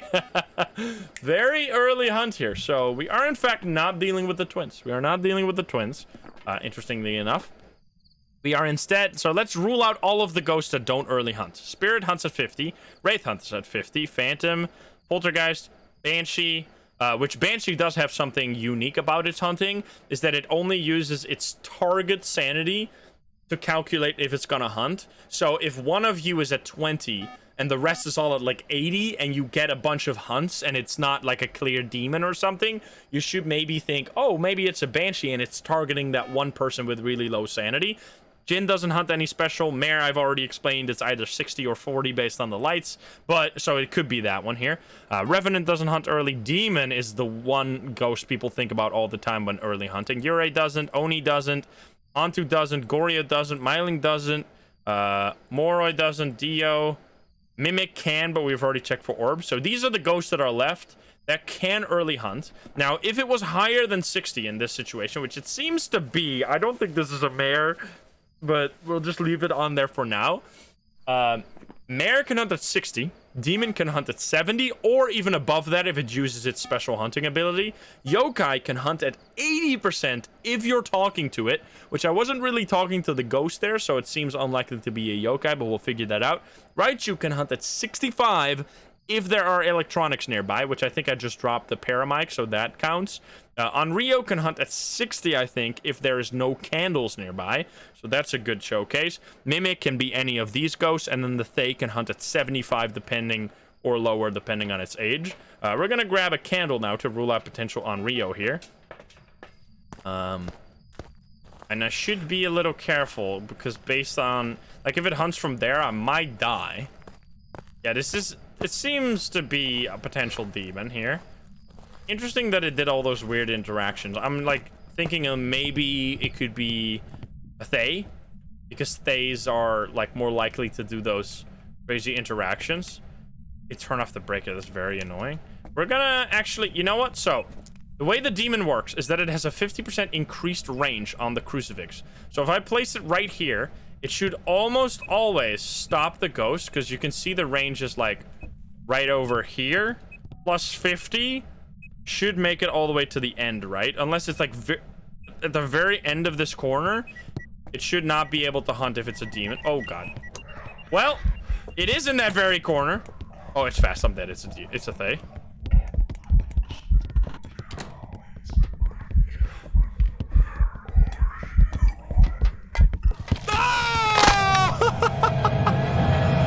I think that was my best survivability. That's a good example of why I was scared there. It's weird that it... Actually, it could technically... No, because I have my flashlight off, right? I don't think... Was that a Raichu? Actually, I don't know if it was fast enough for a Thay. I think it might be a Raichu. I think I'm playing myself here. So yeah, good example of... Oh, no, it was just a Thay. Okay.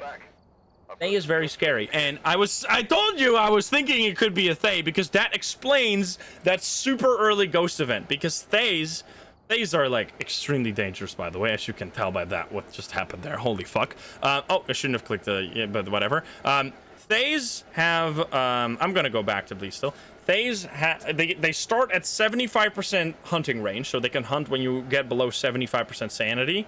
And they have like an extreme high likelihood of doing ghost events. Now, the longer you are in their ghost room, or not necessarily their ghost room, but the longer you're close to the Thay, the older they get, and the less they hunt and the less ghost events they do. So in that situation, we were still really early in the game, which made the Thay very aggressive, very fast. I could have lived there, by the way. If I was listening better, I could have easily looped it around that table. That was just on me.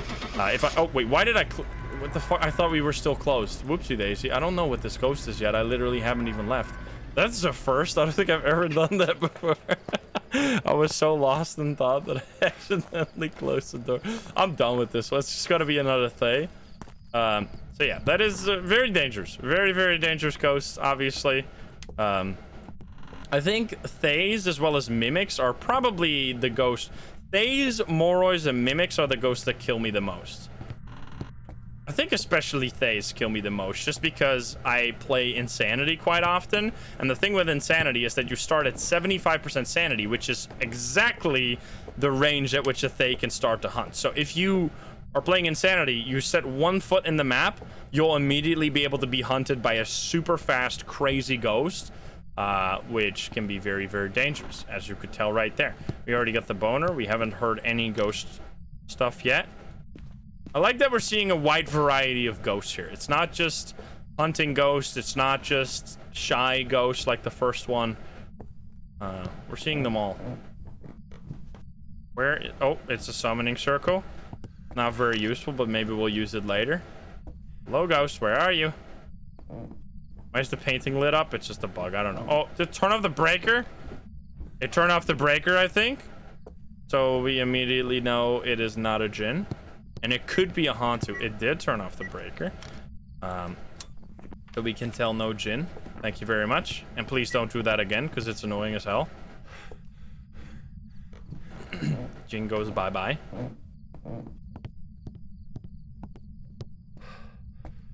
We could, did it change myling? I don't think so. No.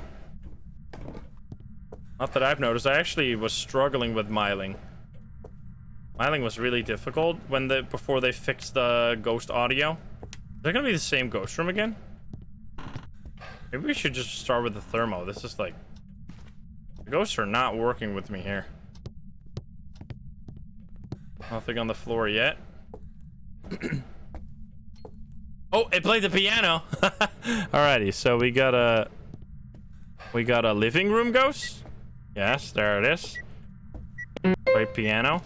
Now, at this point, I'll grab the thermo just to see which of these... Because this room, what you have to keep in mind whenever you get an interaction is not the tunnel vision on a specific room that the item is in. If you get this piano, it could be in the kitchen. Like, right over here, touching it through the wall. It could be in this room, touching it through the wall. It could even be in the office, touching it through the wall. So you have to make sure that you're checking in a wide... Yeah, as you can tell, right here, look at that. It is doing... Dirty water. Oh, wait, maybe we have the twins now, or it's just in this room. It's probably just in the kitchen, and it's touching 2 things through the wall. But let's just grab the thermo and make sure. What the fuck? Weird. What is special about the piano interaction? Nothing. It's just... I wish there was a ghost that had, like, more likelihood of playing the piano or something. That would be interesting, but no. There's no such thing. Piano shade. Grab this, and salt. We'll see. There should be a piano playing ghost events. We need to say this. We need to tell this to CJ. Oh, it's beeping again. Let's see. Are you in here? It is, in fact, in the kitchen. Look at that. So it's perfect. It's a perfect example of what I was talking about. Place this in the door. That door, and then I'll just, like, I guess, around this. If it ever walks through. Still step in my salt. You got any orbs? Doesn't look like it's got any orbs. So no mimic. And it's still getting colder. It is still getting colder. All right, well, we got some more stuff to grab. How do you know it's kitchen? Because it got cold as hell. Yeah, we get way more ghost events with 2.0 for sure. What else do we need? We'll grab this. We'll grab this. We'll grab a crucifix because we might have a similar situation as last time. I should have just grabbed the smudge stick. I don't know what I was thinking there. That was very stupid. I was just not expecting it to be a Thay.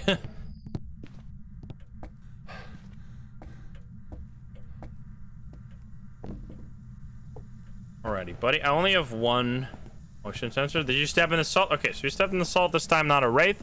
You're a little shy. A little shy, buddy. I can't place it there. Hello, can you give us a sign, ghost? It's not doing anything. I should turn this off because it's annoying. Also got a crucifix again, just in case we get another crazy ghost. That I don't want to deal with. Oh, turn through that, and it stepped over here. You can... I love this, man, that you can see the laser stop on the ghost. That is actually sick. Very creepy. Alright, can you talk to me? Let's turn on the lights to see if it's a mare, maybe. Maybe it starts roaming around. Give me a whisper. It's doing a moderate amount of interaction. Nothing crazy, nothing too shy. Just normal. It's doing an airball ghost event, which tells you it's not an Oni. Probably not a shade still, because that was relatively early. Actually, let me quickly check. What was that? The tier 3 EMF is... I don't know if it's good for spotting twin interactions, but I don't think so. Because it doesn't show you an exact time. My sanity is 60, so it could definitely have just been a shade. I'm not going to rule that out. And we'll also grab a smudge stick this time so I don't get destroyed again. And then I don't think we... Well, we'll grab the candle for the Onryo test potentially. And we're already in range for Onryo. We're already in range for Demon, etc., etc. So the early hunting ghost can make our lives difficult now. So we should be careful. Oh, it's walking. Hello? That was like... Wait a minute. That was like one step. So the Obake has a special ability. They have introduced this in this update, where it will step less frequently when it steps into the salt. After it steps into the salt, it will do less footsteps and leave less UV. Now, we're not going to get to UV here anyway, but we'll still be able to hear. This is something completely new that we haven't used at all in no evidence run, so I kind of hope that this is an Obake. You know what? I'm going to bring in some more salt just for that, just to see if we can rule out Obake that way. That's interesting. They're definitely not a wraith. My favorite item for sure, the night vision goggles. Those are incredible. Have a good one, Floofy. Let's see, we'll grab... What was I? Oh yeah, salt. Salt, and we'll grab this guy. Still watching the CJ and Psycho YouTube video. That was crazy. I got killed so many times. How do I remember all these things? I don't know. It's just stuck in my brain. I'm just gonna stack them up here, and then let's see. So we're gonna place salt. I just only place 2 salt. I don't want to like place too much salt, because the way salt works now is that if the ghost steps in one, it'll immediately step in all the salt that you placed in the same area, so you can waste all your salt at once if you do it that way. Please, ghost, can you give us a sign? It's still very cold in here. We can look if it's going up in any way. No, it's stuck at that. Like, this is a really important temperature to learn when you're using the tier 1, because this is like, the tier 1 is so much better than the tier 2 and 3, by the way. Like, this is showing me exactly right now. Oh, here's going 1 step. Wait a minute, I'll talk more about that in a sec. 1 step, only 1 step. Wait a minute, maybe actually it's only doing 1 step every time. Obake tech? What? Maybe. We'll have to do more during a hunt, but this is very interesting. But as I was saying, this temperature right here is incredibly important because this is what the goat... Oh, there. It did 3 steps there. This is what temperature the ghost room will be stuck at if the ghost is in this room for a long time. Now, if at any point you pick up the thermo and it's above this, and it was originally at this temperature, like if it's stuck at 0.1 or whatever this is, and then you pick it up again and it's all of a sudden 5 degrees, you know that the ghost room has probably changed because this temperature is slowly rising up and raising itself until it reaches like 15 degrees again. So you might have to go look around then and see, oh, wait a minute, the ghost has left this room. Like, it might not have changed ghost room, but it might have like roamed a lot in the recent or in the last few minutes, so you have to keep in mind. So I think this alone already is such a good thing about the tier 1 thermo, and besides that, it's just super accurate. Like, the fact that it's just 100% accurate is incredible. Like, all of the other, even the tier 3 is not 100% accurate. It gives you a random range around the actual temperature, which is just really annoying. Okay, but I think... Hi there. I think it's time for us to get a hunt and maybe figure out Obake. I don't know if it is gonna be. That was more normal. Maybe we just got unlucky with it because that was like 4 footsteps. Interesting. I don't know if this... I don't think this is Obake. I think we just got a little tunnel vision, but we'll find out. Come on, hunt me. Hunt me, ghost. Hello, buddy. Not doing anything. I wanted to use the crucifix first and then light the candle. Oh, hi there. Hello. Can I take a photo of you? Do I even have a photo camera? I do. It's not a phantom. Was that a 3-star? That was a 3-star. Why are you not even looking at me? I'm actually gonna walk into you to drain my sanity a little more, so now we should be getting hunts. Come on, ghost. What's your motto? I love that one. Captain Molly, thank you for converting your sub. All right, buddy. What's happening? Did it beep, but it didn't do a light. This crucifix should stop the hunt. Am I hearing things? Oh, wait. No, I only placed 1 motion sensor. Oh, hi there. Okay, wait a minute. Did they bring this back? I think they brought this bug back. This bug used to be in the game. Remember this? This has been out of the game for years at this point, and they brought it back, right? Oh, if the ghost uses a crucifix, it turns off all the lights. That used to be the only way you could detect if a crucifix was used, because before they introduced animations on the crucifix and stuff, the way the crucifix worked is that it wouldn't show at all that it was used. So the first time it got used, yeah, they brought it back. Wait, that's crazy. They brought it back. How did that happen? How did that happen? That is so silly. That is, like, Phasmo is such an interesting beast. Like, I really wonder what goes on in development sometimes. Like, I know this is how game development works and it's just prone to be very buggy, but it's interesting how sometimes bug will disappear for a while and then they'll suddenly come back and then they'll suddenly disappear again and then like they'll become features. I don't understand. So yeah, the lights all turned off there, which that used to be the only way you could tell that a crucifix was used for the first time until it disappeared. If it got used a second time, it would just outright disappear. You wouldn't even see it anymore. So I guess they brought that back. So now you can just figure out if it used a crucifix from anywhere on the map by seeing if it turned off the... Wait, was that a mare right there? Do you see that? It turned off that light in a really weird way. Wait a minute, that might have been a mare. I turned on that light and it turned it off right after I think this might just be mare. Like, we have just literally figured out what the ghost is. The mare has a rare ability, which I haven't talked about yet. I'm going to talk about so many things, but that's just because it's doing so many things. If you turn on a light switch, next to... That was not a Ure ability. If you turn on the light switch close to the ghost... What the fuck is going on? And it immediately turns it off. That is the mare ability. Now, this doesn't have to be immediately. I think there is like a 0.1 to 1 second range in which it can turn it off, which that was pretty much exactly in that range. What the hell is this ghost doing, by the way?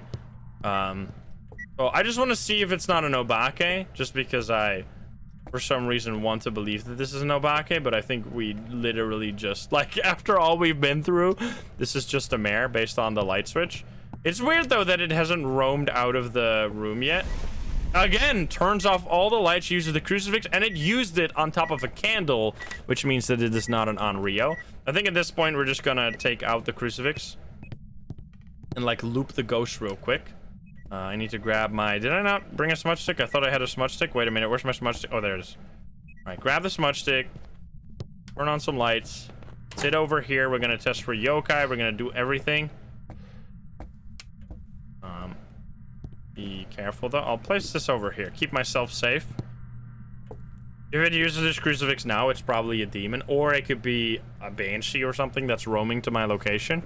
All right, buddy. What? It can't be a demon though, right? But what the hell? What the fuck? Excuse me. Now I don't know anymore what to think. What are you doing, man? It's doing singing ghost events? Wait a minute. It's like a Mare Obake Banshee. This is a Mare Obake Banshee demon? Mare Obake Banshee demon? What's going on? This is really strange. I'm gonna grab more smudge sticks because this is weird. I don't feel safe here. Because it's showing abilities from all... It can't be a mimic, right? We already checked for orbs, but it's showing abilities from all kinds of different ghosts right now. It's kind of scary. But yeah, my crucifixes are just completely used up at this point. Throw this away. Grab all this. Okay, we're set up. We got all our smudge sticks here. I'm gonna close this door again. I'm gonna close this door again. You are fucking trolling me. Can you please hump me now? I just wanna... Wait, did it turn off the light? It did. Ah! Ah! What the fuck? Dude, what is this shit? Hello, hello, hello? Wait. Is it a yokai?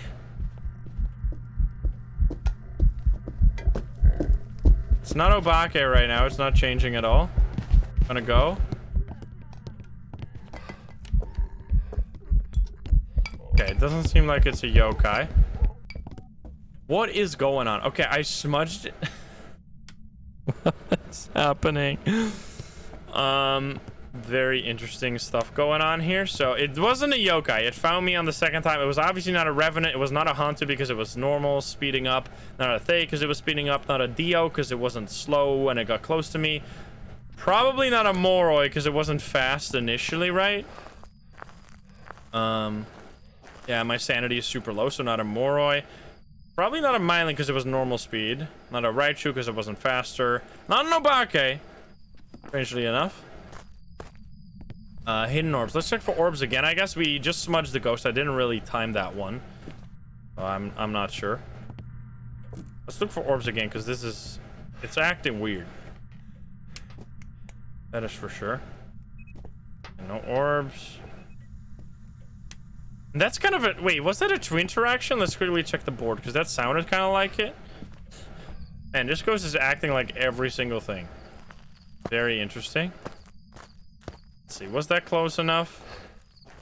That was not... That's a good example. That sounded really close, but you can see right here. I haven't talked really about the two interactions yet, but two interaction is when the line goes up like this, and then without plateauing, like without having a straight line, it'll change slope, and it'll like basically be two lines together, one at a different angle than the other one. That means that there were two interactions so close together that they basically happened at the same time, which is what the twins do. But that didn't happen here because there was a plateau in between. I think I'm still leaning to probably Mare, but I should also hold the paramic because it... Oh, that's annoying. Because it could very much be Banshee. Can you scream? I'm scared. Not hunting early, I think.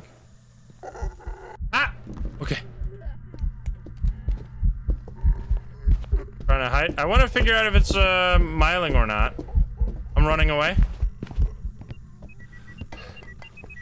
Did it see me? Oh, come on! It's not a poltergeist, right? It's not throwing enough. It's not making enough of a mess to be a poltergeist. It's gonna stop hunting really soon. Oh, double back. Come on, stop. What are you doing? It's getting, like, stuck? Do you see that? Why did it get stuck there? It's like AI pathing got all fucked up. I don't know what happened. That was weird. So yeah, it is probably not a poltergeist. It's definitely not a spirit because it hunted pretty early there. Doesn't sound like the twins, does it? We need to just get one more hunt and figure out if it's a miling by just being slightly far away and listening to the footsteps. Come on. Oh, here we go again. You can hear the footsteps clearly while it's not in range of the flashlight, so that's how you can tell miling. So it's not a miling. What a weirdo. Can we listen to the footsteps? Is it normal speed or is it slow or fast? Oh god. I think it's completely normal speed. I think it's normal speed. Now it's getting faster because it's chasing me. Yeah, I don't think that's twins. It seems almost impossible to be a shade. I might really... I'm like, my brain is stuck on... That's the downside of, like, the way... Like, I tend to tunnel vision sometimes. So in this situation, I'm like, why am I even still here? Just to suffer? When it did the mare ability? I just don't know if it actually did the mare ability. That's the thing. So I think the way we're gonna find that out... You know what? Let's do that sanity test we were doing before. Take enough sanity pills. Oh, come on, you fucko. Wait. Normal speed?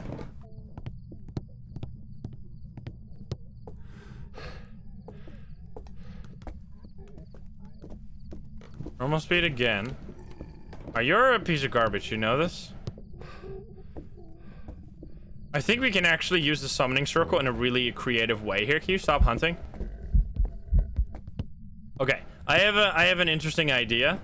Something you won't see often. So, what we're gonna do for the mare, to make sure that this is a mare, is to see if it can hunt above 50% sanity. In order to do that, we're gonna need to be between 50 and 60. How are we gonna do that? Every pill you take gives you 25% sanity. So, and because I'm at 0 right now, if I were to take 2 pills, I'd just be at 50. If I were to take 3 pills, I'd be at 75. However, we can now use the summoning circle to our advantage. So we will be taking 3 pills, which should put us at 75. Then we're gonna light 1 candle of the summoning circle, which each candle that you light of the summoning circle will take 16% of your sanity, which will then drop us right between 50 and 60 at like 54, or no, math, right at 59 actually, right? Is my math is mathing? I think my math is mathing. So yeah, perfect. Wait, am I stupid? 59, yes, 59. So it will put me at the perfect range. Let me make sure that it's actually living me at 75 though. There you go. So it's at 75. We're gonna light 1 candle, which should put us perfectly in range of the mare hunting ability. The math is mathing. These are the type of puzzles that I love about this game. Like, this is my favorite part of the game. Like, actually using your brain and figuring out the ghosts. Alrighty, so after this, I should be in range. So let's see. We're just gonna run the hell out of here and make sure that that's actually the case, though. Because it might not be. I might have messed something up. Get me out. If it hunts now, it's gonna be real obvious. Okay. Let's leave this in here. What is going on? And there you go. As I said, I am perfectly in between 50 and 60. Okay, so now with the new candles, it's a little bit more tricky to keep your sanity like still, to keep it locked in place. So that's gonna kind of be annoying. But if we just, let's see, can we find a really bright room? Like we turn on this light over here. Can we then like stay, let's see. If I stay right next to this light, plus a candle, this should prevent my sanity from draining, right? The only thing that could happen here is that there's a ghost event. I think this should stop my sanity, and now we just need to wait for a hunt. There's a math stream now. There's a door over there somewhere. This is literally just me waiting. The incense is right there. I can grab it when I get hunted. Although I kind of want to hold my candle here. Maybe I'll just run to that hiding spot right there. Nothing. This is the math content I subbed for. It's not hunting right now, which seems that might just mean that that mare ability was just a coincidence. Interestingly enough. Just the lights are off in there. If this candle burns out, that means we have waited for 5 minutes. If at that point it still hasn't hunted, I think we can say it's not a mare. Ghost? Throwing. Oh, hi there. Oh, come on. Okay. Turn on the light, turn on the light. Stay in the light. Stay in brightness. As long as I'm not close to that ghost, it should be fine. Because it's not going to drop my sanity. It hasn't hunted yet, though, and as you can see by the length of the candles, we're getting closer and closer to 5 minutes of waiting. Let's see if my sanity is still correct, because otherwise we'll have to do another pill and another candle, I guess. Let's see. This prevent my sanity. Yes, so that pretty much completely prevent my sanity from dropping by just sitting with a candle in or at the light source, and it still isn't hunted, so I don't think we're dealing with a mare here. Yeah, pretty much the same. Come on, ghost. Alright. I'm standing here with a new candle this time. What the fuck is going on, dude? Is this Goryo? It hasn't changed ghost room. I would really like to... It's probably not a mimic, right? I would really like to hold a paramic here. Banshee, maybe singing ghost events, yeah. I don't think it's a... I don't think it's a mare. It would be weird. But it's so... Like, the strange part why I was really thinking this was a mare is because the light switch wasn't even in the ghost room. Like, it was so weird. It's so weird for the ghost to touch that light switch, right? Or did we... Oh, here we go. Wait a minute. Maybe it is. Wait a minute. Maybe it is a mare. Please don't. I'm gonna hide here. Wait, no. I'm gonna run away. Run away. Make distance. Let's see. Don't you chase me. The candle's still on. Uh-oh. Don't kill me. I don't have any... I don't have a sanity pill. Or a... smudge stick. Fuck off.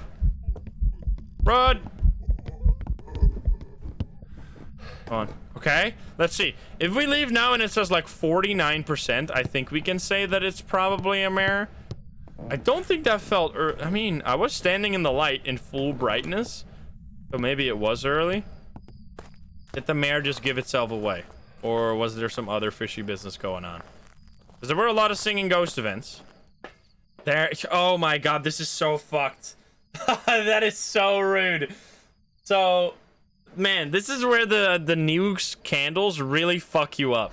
Because it's right at 50, but during the hunt, I was running around in darkness while holding my candles, but I think the candles only prevent your sanity from draining by like 40%. So I was still dropping sanity during that hunt, which means that we were probably above 50 before the hunt, but especially with the like spread of this, we can't really tell. So I think the other thing we have to do real quick before we call it in and say that this is a mare is listen to a few whispers here to see if it's a banshee or not. Let's see it. This is very annoying. This is like so specific. It's gonna be another fucking Ure. Where's my paramic? Paramic?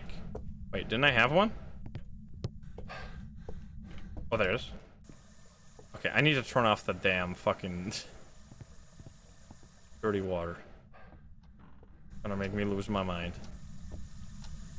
Stop. It has never moved Ghost Room, right? Wait, let's see. It has been moving, but you can see that it has still never changed Ghost Room, so it could still technically be a Goryo as well, which is super rude, but... Oh, come on. Stop turning on the damn sink! This is so annoying. I want to not have to listen to this sound. I want to get some whispers. Manona Denona, thank you for the 13. Okay, touching doors, not Ure. Let's just stand in this light here. Point it this way.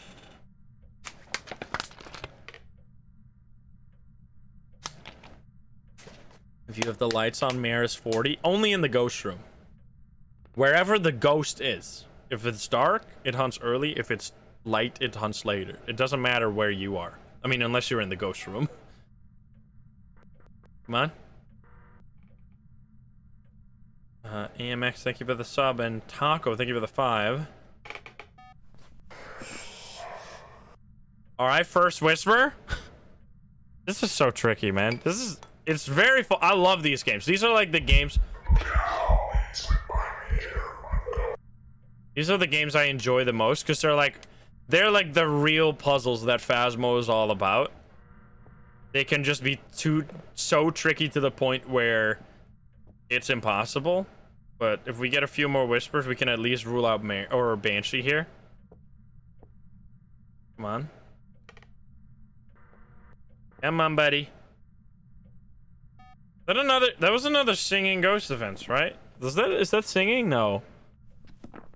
No, that's not singing. That's just talking. It does say, yo, Insym, I'm here. I don't think that counts as singing. Stepping on the motion sensor. Come on.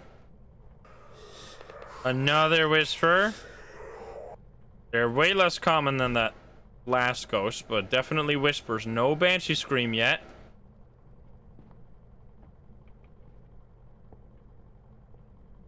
Come on. Yeah, the banshee scream sounds like what the sound of Pokemon makes when you throw it out of its ball in like a Generation 1 game.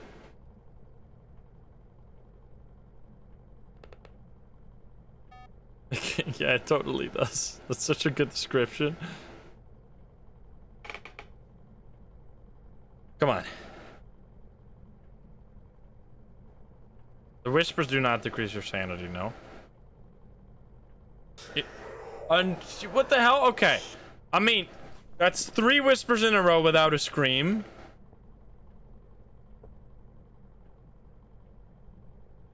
What the hell? Give me one more. One more for good measure. What is this, like, constant 30? Is that just this fan?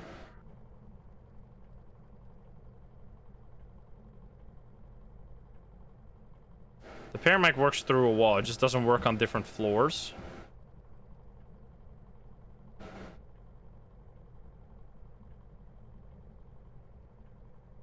Can I do this without it putting... Oh, no, that pops into the frame. Maybe like this? No, that's weird. Oh, maybe. Oh! That's 4 whispers, and I've said 4 whispers is where I cut it for Banshee. So I'm gonna say it's not a Banshee. Now, it is really tricky here. We have not heard a Ure ability at all, but as we found out last game, or a few games ago, that the Ure cannot do its ability for literal, like almost an hour, and it'll still be a Ure. What is really strange, though... What the hell? I thought my phone alarm was going off or something. I got like the alarm heart attack. I was like, no, not my alarm. What the fuck? I don't think it's a Banshee either, though. Let's see, or a Mare either, because the light has been off this the light has been off in this ghost room the entire time. What is my sanity right now? Maybe it's above 60. Wait, man, your sanity does not drop when you're in the... That's crazy. We're just gonna have to drop our sanity slightly more. Can we take... We don't have more pills, right? We're all out of pills. We just gotta wait for another hunt, man, and see when that happens. This is a tricky one. It's very, very annoying. How much I can do? Wait, I don't have a lighter. Where's my lighter? Where did I drop it? Here. All right, buddy. Let's just get my sanity to drop a little bit. Turn all the lights off that I don't need. It can be a Banshee. I'm stepping. It's me. Wait, even for you it stops the laser. Wait a minute, look at that. They really did. That's such a cool little thing. Why does this one... Wait. Oh, they fucked it up. This one doesn't work on me. This one works on me, but this one doesn't work on me. Why? That's bugged. That's very silly. Oh, no! It didn't touch me. It just barely didn't touch me there, I think. Okay, is my sanity low enough? My sanity is perfectly within the thing. Okay. So now it's time to wait and see when we get a hunt. Do we say Goryo? I think we say Goryo if it... Because it's also very unlikely to be a Banshee. I think it's a Goryo. Let's turn on the light real quick here. See if it turns it off. Nope. Alright, come on, buddy. Do your thing. Think Mare. I mean, let's get an early hunt again. This is annoying.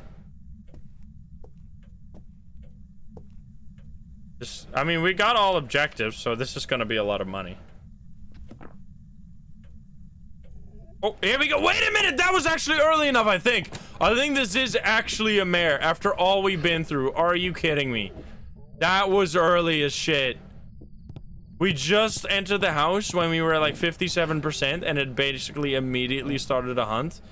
So yeah, I guess if I would have just left after that one Mare ability, I would have had it correct. But it shows you how you gotta play or pay extremely close attention to all the little things in the game. Because if I would have missed that, like if I would have missed that Mare ability and I would have gone off of the hunting range here, it would have taken me so much longer. Which in this case, it did take me so much longer because I really wanted to make sure 100% certainty, what the fuck, that it was a Mare. That was another ghost event. Which I think in this case, we're gonna see it be above 50, right?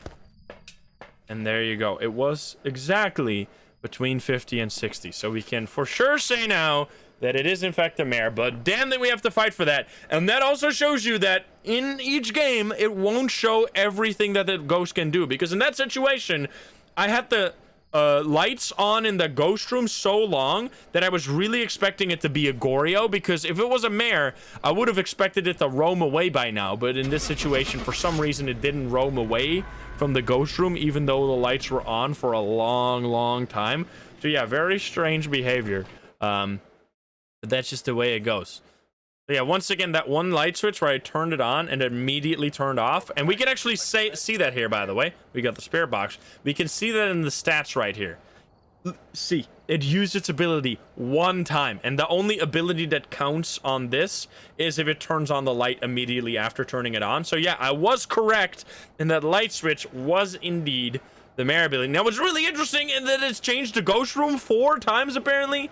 4 favorite room changes, but it always came back to the kitchen. I guess it changed to the dining, changed to the kitchen, changed to the dining, changed to the kitchen, or something like that. But yeah, that was a lot of no evidence runs, which these were some of the most educational runs I have ever done during no evidence. I took these way more serious than I usually take no evidence, because I really wanted to make sure to do one video or since the update where I really go deep into all of the ghost abilities. If you want to know even more about the ghost abilities, I have made a ghost guide which goes over every single ghost in excruciating detail, talking about every single one of their abilities and everything they can do. Now, when you're watching that video, make sure to also quickly read the comment that I've pinned on that video, because I'm keeping the comment. The video has been made before this update. However, that doesn't mean it's out of date. Most of the ghosts are still the same. There's just like 5 things or something in the entire game that have changed since I've made that video, so make sure to just read the pinned comment and you'll know what the corrections are. But anyway, besides that, it's all up to date, so you can check it out. I hope you enjoyed this. Let me know if you want to know, want to see more of this. I can do faster no evidence, where I just really quickly do it without, like, I still explain what I'm doing, but I don't go freaking like super deep on every single ghost. But I just wanted to do this once. But let me know if you want to see more of this, and I hope you enjoyed it. If you're not subscribed, please do so. If you like the video, like it. If you dislike it, dislike it. And if you want to join the lovely games here in chat, you can join us over at twitch.tv/Insym, or get the link in the description down below. Thank you so much, and I'll see you in the next one. Bye, guys. Have a good one. Bye bye. Alrighty, let's buy that spirit box, shall we? The spirit box is just a straight up improvement. Now, what I want to do next is no sanity. No sanity time. That took far longer than I expected. But the other thing that I see people struggle with all the time when they're starting out is no sanity stuff. Like when a new player runs out of sanity, they are done. They don't know what to do. They get completely lost in the sauce. And in this, I want to show you what I do when I am no sanity. Now, I'm going to quickly let you guys look at these bones right here, because I need to go to the bathroom. Give me 1 second.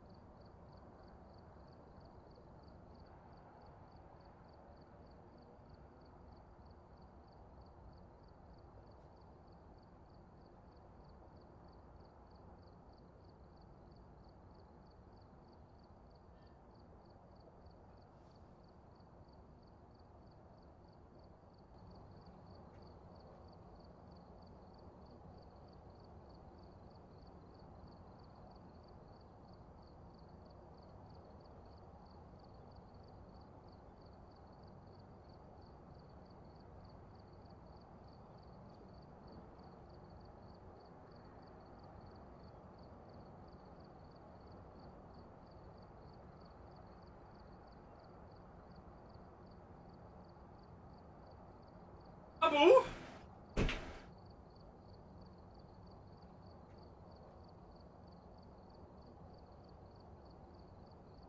Done staring at my boners? Yo, weirdos. What's the ash? My boner collection. Hey, by the way, you have to actually collect all of these to get them here.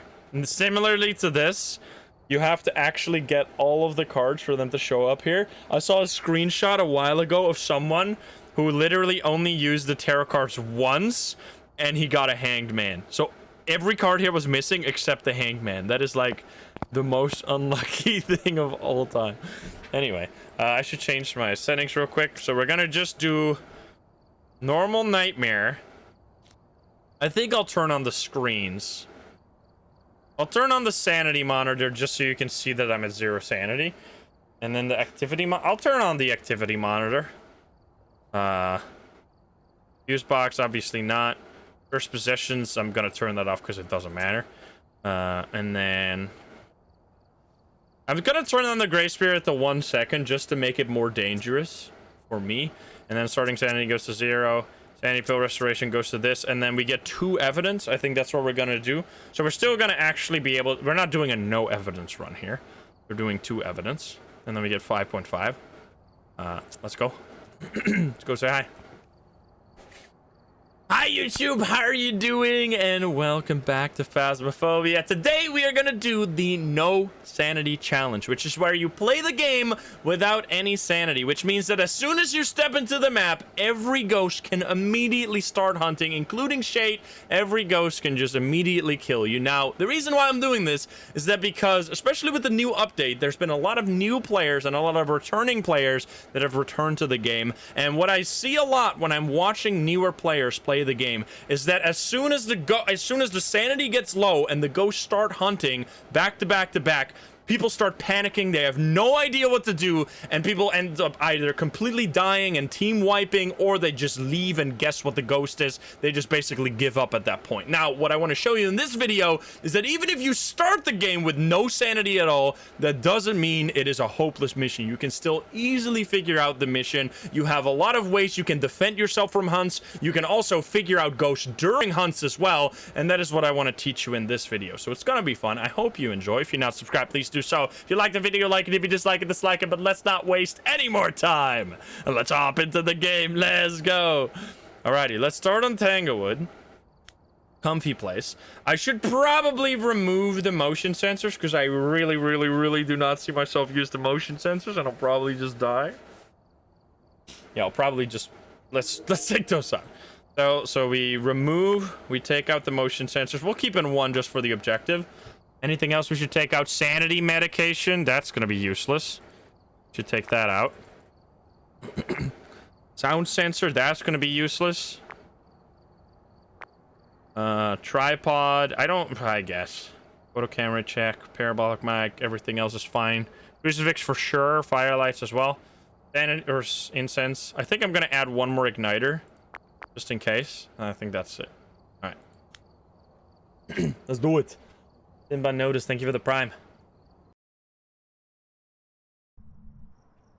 Alrighty, so here we are. We are starting with 0% sanity, which, by the way, the difficulty that I'm running right now is basically nightmare mode. The only thing I've changed is that I have turned on these screens so I can show you some tips about them, because probably people that are like interested in learning all of the tips that I'm going to give you during this video are playing on lower difficulties than this. So we're going to get 2 evidence from the ghost, not all the evidence, only 2 evidence. And I've also turned down the grace period from 2 seconds to only 1 second. So as soon as the ghosts start hunting, I have 1 second to get away from it, and after that it'll start killing me, which I turned that down just because I wanted to make it more dangerous for me, because otherwise this was going to be potentially too easy of a challenge. Now, if you know that you're low sanity and you know that the ghosts can hunt at any moment, what I would highly recommend you do is take a smudge stick. The smudge sticks are absolutely incredible in defending yourself against hunts. So because not only can they prevent hunts if you use them, but they can also like slow the ghost down during the hunt. Now I'm gonna pretend like I have no idea that I'm at 0% sanity, because that's what happens a lot of times, and that's how people die. That's how I die most of the time, is that the ghost hunts in an unfortunate position. So I'm just gonna pretend like I have no idea, and I'm just gonna take my normal items, and then we'll deal with whatever hunt is gonna happen here. So we walk in, we have no idea, bumpty dumpty dum. We're checking for hiding spots, which you should always do, by the way. You should always check for hiding spots. And we're listening for... Okay, so we got this hiding spot. That's not something you only do when you're low sanity. That's something you should do right at the beginning of the mission. So, right there, I heard the door lock. Which means that it's hunting. Oh, God. I'm gonna turn off my light, and I'm gonna run away. And you just go to your hiding spot. Now, I'm not going to use this hiding spot every hunt. I'm only going to use this hiding spot once. After this hunt, I'm not going to hide here anymore, because I don't just want to make this a game where I know where this hiding spot is. Let me just run to the hiding spot over and over. I want to show you different situations in which you need to protect yourself. Now, you can also listen during hunt and gain a lot of information about the ghost. I think in this situation, the hunt is already over, though. What you have to keep in mind is that the hunts on small maps are extremely short. They'll last like something like 20 seconds. So you really don't have to be hiding too long. I should also turn on the breaker. This is very scary. Okay, breaker's in the garage. That's good. I think so what you can do with a hunt is you can find, first of all, because I don't know where the ghost room is yet, you can find the ghost room by listening to where the ghost starts its hunt. Because almost always, sometimes it will be roaming and it won't be the case, but almost always the ghost will start its hunt in the ghost room. So in this case, I'm actually just gonna wait out here in a pretty safe position, which positioning is like by far the most important thing about staying alive. If you, oh, something from the basement actually. Okay, hello. Oh no, it's a yokai. Hey, you're not supposed to just be a yokai, you stinker. Oh, come on. All right, well, this is a good example of when the hunts are starting, you are not at all helpless, because there's actually a pretty high chance that you might have a ghost that you can figure out during a hunt, because there's about 50% of the ghosts have an ability that you can immediately notice while they are hunting. Well, not maybe immediately, but if you pay attention to it, you'll be able to figure out that it is that ability. And in that case, I know we're gonna obviously play a lot more games. Don't worry that we figured this one out quickly. I'm gonna be playing on all the small maps. But yeah, in this situation, I had my flashlight on super close to the ghost, and for whatever reason, it couldn't find me. Now, it could be a mimic in this situation, but that's fine.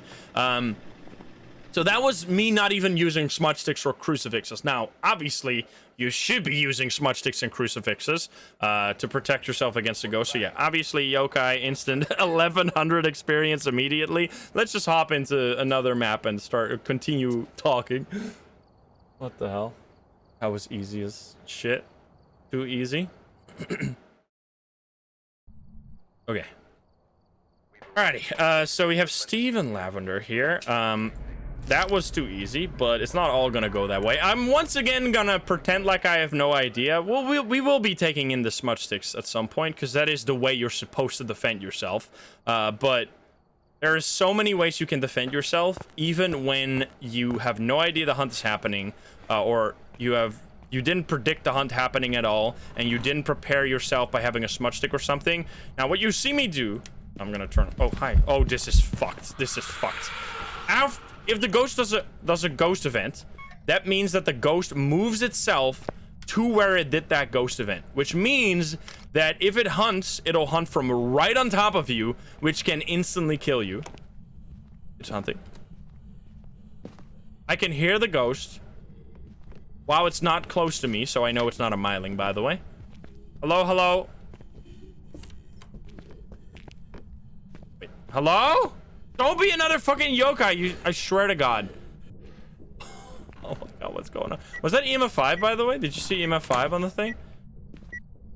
I don't think this is another yokai. I think I just got unlucky.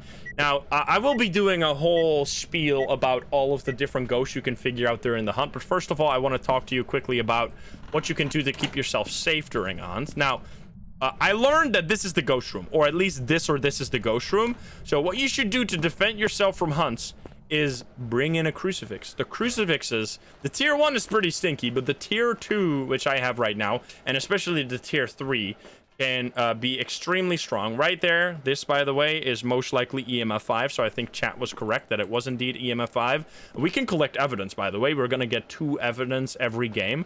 So I'm gonna bring in a crucifix and set it up in the ghost room. Now, ideally, actually, I think what I'm gonna do is bring just 1 crucifix and 1 smudge stick, because the smudge stick, like, once you know that hunts are happening, you should grab a smudge stick. And because there's 4 smudge sticks, every person can have a smudge stick. So I highly recommend you just, as soon as you know, oh shit, hunts are happening, especially in multiplayer, hunts can really hit fast and hit hard, and they'll just like never stop. They'll go over and over and over again, and it'll be really hard to like come back from that, which is what I want to show you here. So we place the crucifix in this room. Now I don't know exactly if this is the ghost room, so what I'm quickly gonna do is grab my thermo just to see if that's the room or if it's the kitchen, because it started from somewhere close by. So the crucifix will already prevent me from another... Oh, no, it's the twins. Fuck you, dude! I'm trying to, like, explain shit rather than just, like, immediately figure out the ghost and leave. Okay, so this right here is a twin interaction, which you can tell by the line going up and then changing angle before it plateaus and, like, lands on, so there you go. If you see a line that goes up from, like, down all the way up, and halfway through, or not even halfway through, somewhere along the line, it changes slope, and it starts going either more steep or less steep.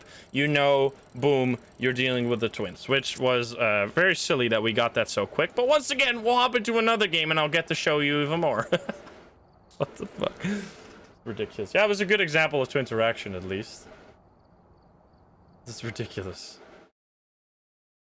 Okay. I mean, so... Even though that was 2 games in a row where it was really quick, it also shows you that if you have a lot of knowledge about the ghosts, you're never out of options. You'll always be able to come back from even the worst situations. So now, because I want to prevent that from happening, like, again, we're gonna go into this, like, I want to show you a different version of this. Now I know, okay, I've had a hunt before, or I know I'm looking at my average sanity. Oh shit, we're low sanity. Guys, get ready, grab your smudge sticks, grab your crucifixes, get ready to protect yourself. We're gonna grab a smudge stick, and in this situation, I'm gonna try and smudge the ghost during a hunt.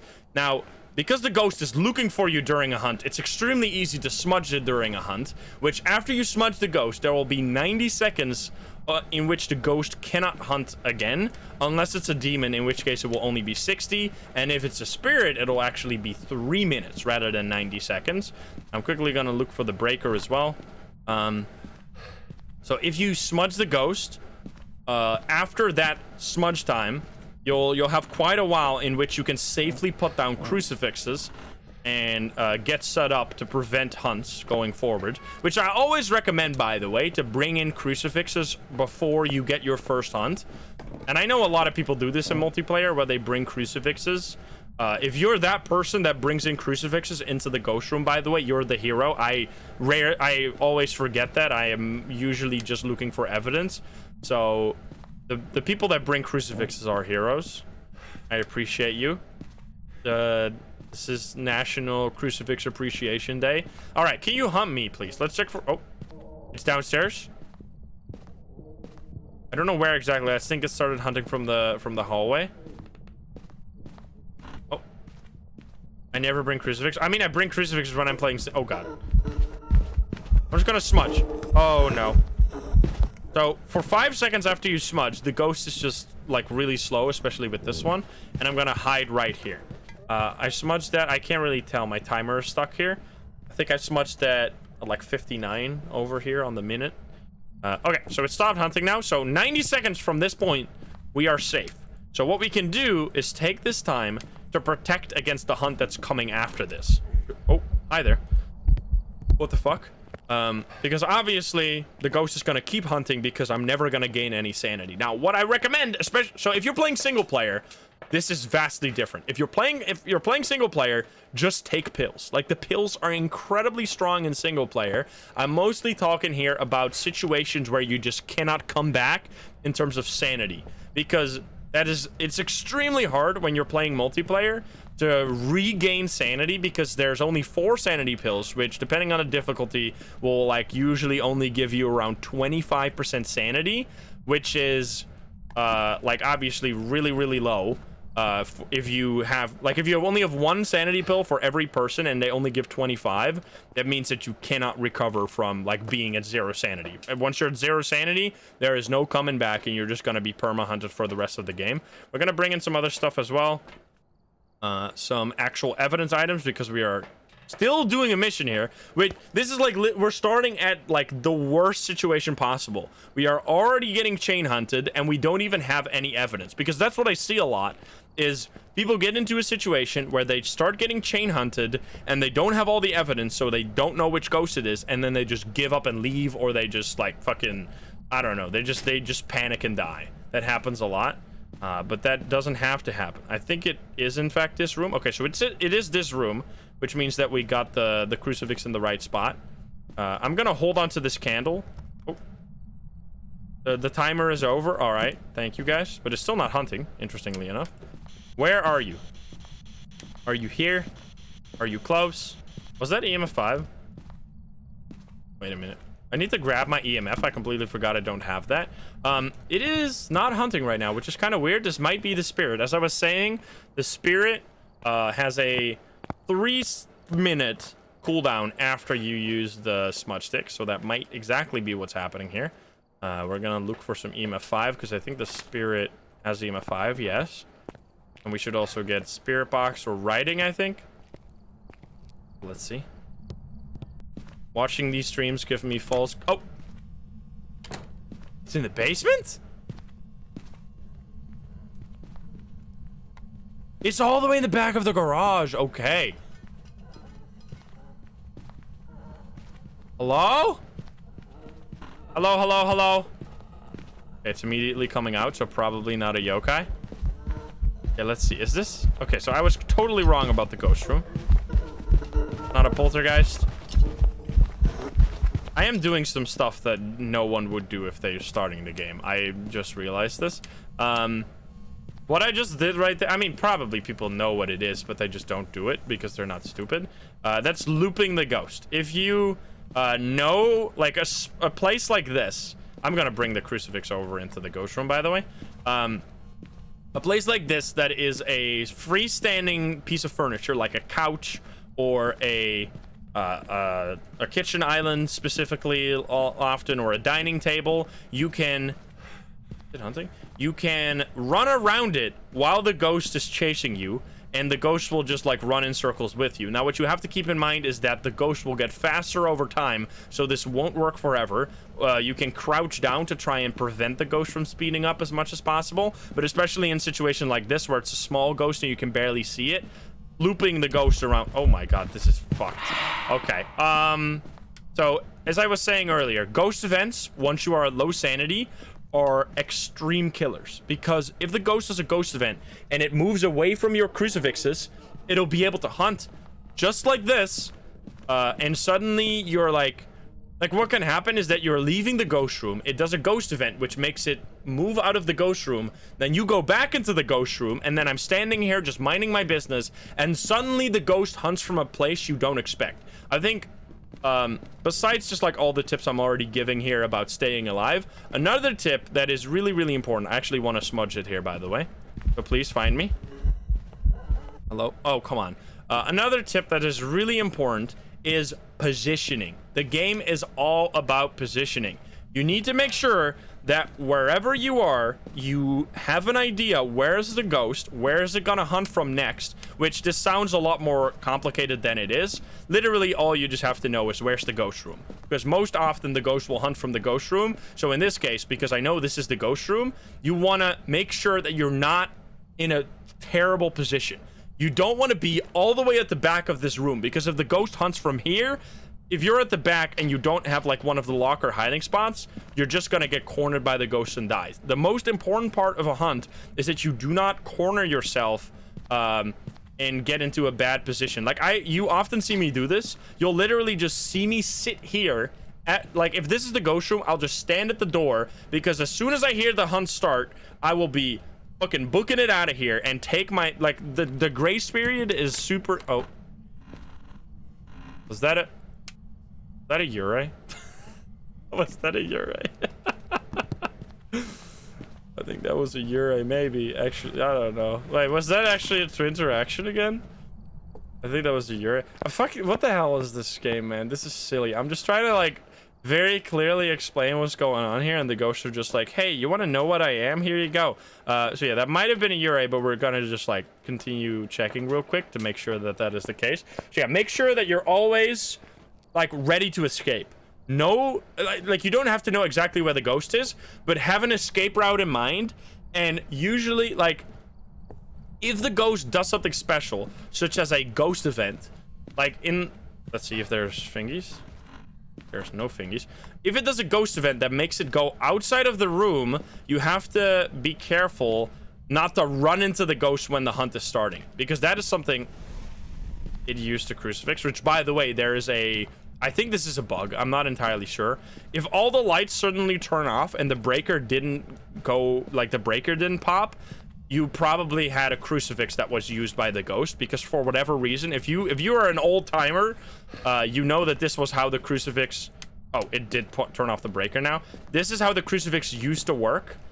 The way you would know that the crucifix was used is by all the lights turning off. Okay, so it is using the crucifix like crazy right now, which is kind of scary for me.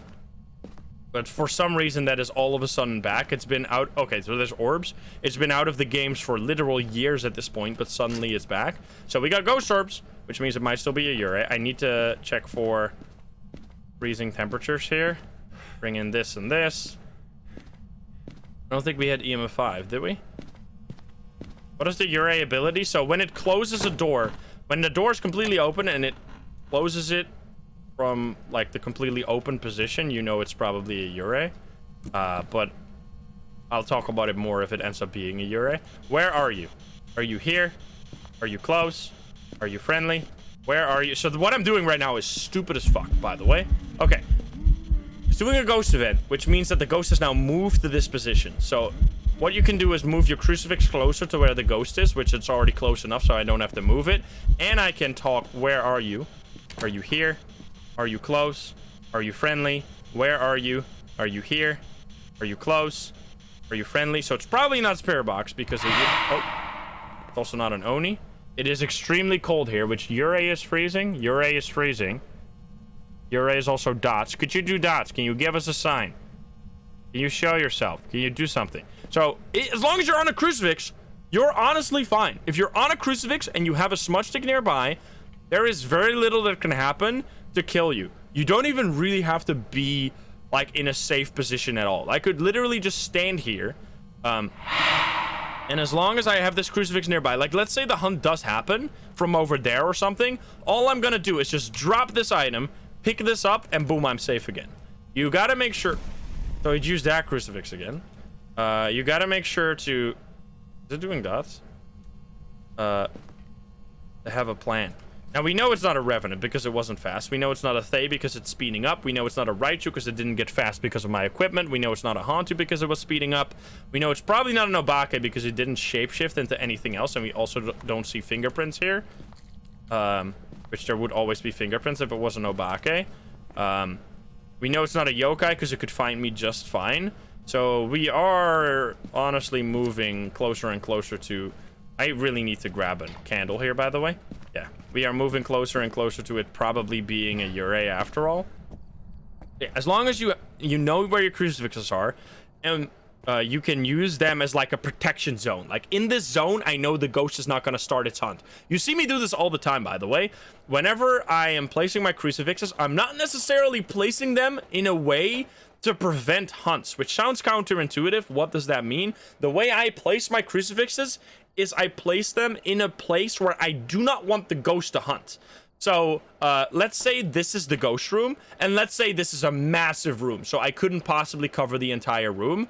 Instead of placing the crucifixes like here and here to try and desperately cover as much of the room as possible, what I would instead do is place 2 crucifixes right at the entrance here to make sure that it really, really does not hunt where I am and where I'm gonna stand for most of the hunt. If it hunts from deeper into the room, I don't give a shit, because as long as it doesn't hunt here, I'm out of here. I can run away out of the room and I'm safe.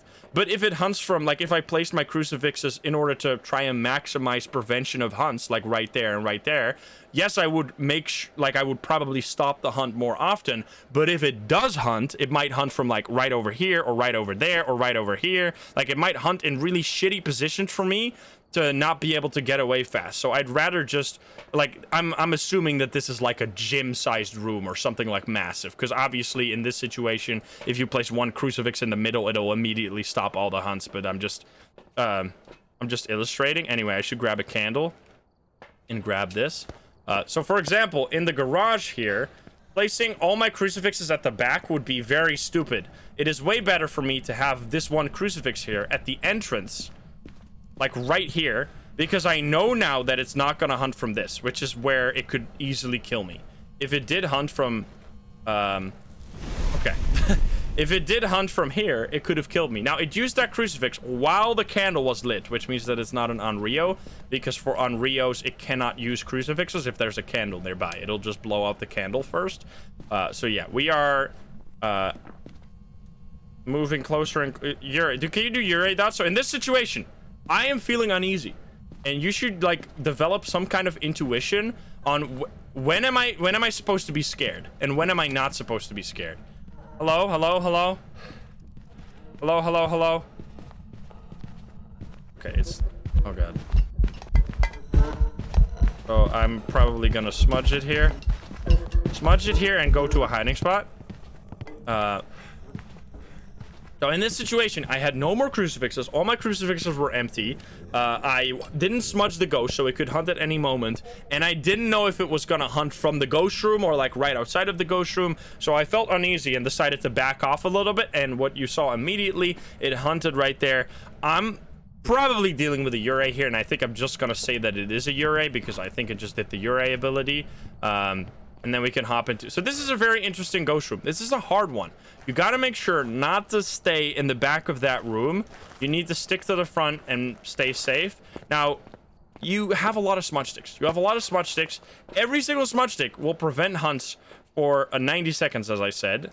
It can't be a spirit, right? Do we still have orbs? Do we have dots maybe from the truck? Because we're looking for... We don't see EMF 5. So it's unlikely. Well, I guess it can't be EMF 5 anyway. We didn't see UV. We didn't see Spirit Box. We didn't see... We can check for freezing again. Let's check for freezing one more time before we leave here. Yeah, we had that weird double door touch that made me think it was... So the way the Ure ability works is it touched the door twice. It touches the door twice, and then it closes it completely, which has a very peculiar noise that you will eventually get used to, but it can be kind of tricky. So yeah, I think it's just gonna be a dots Ure here. So I'm out. I'm gonna fill that in and see if it's doing the car alarm. Now it is scary. Once you reach low sanity and it starts chain hunting, there is a chance you die. So if you really are super strapped for cash, I do not blame you at all for calling it and leaving and guessing, especially if you already have, like in this situation where you already have 3 ghosts, like only 3 ghosts that it could be.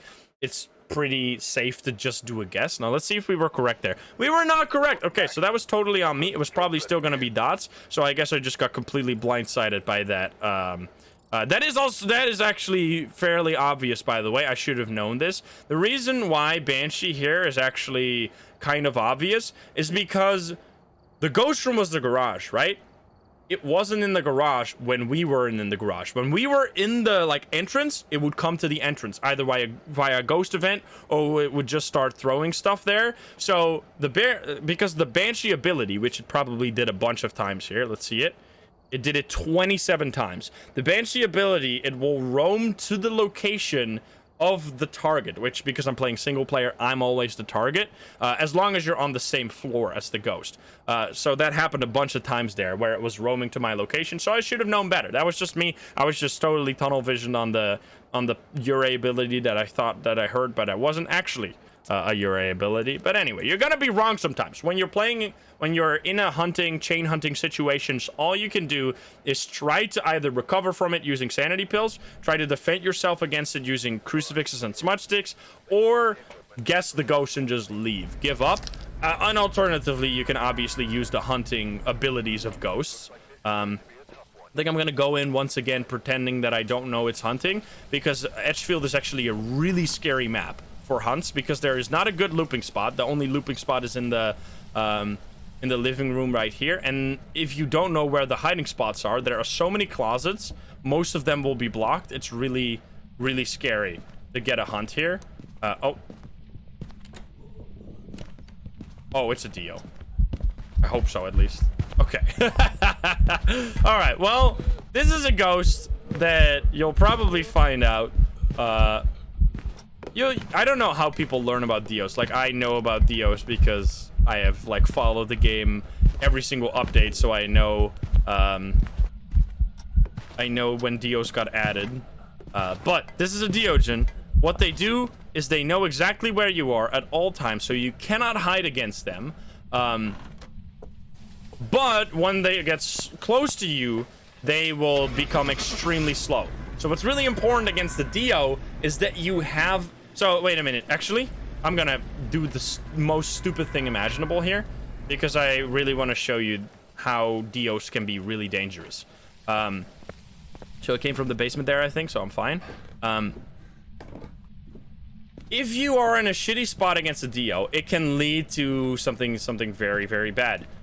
Because as long as you have a looping spot, like where you can run around an object, you're totally fine. But if you don't have that, it can start getting really scary. However, that does not mean that you have to die.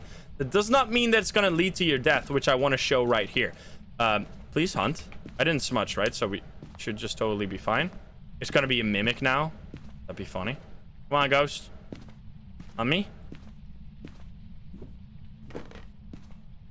Not using Dio can make your armpits dangerous too.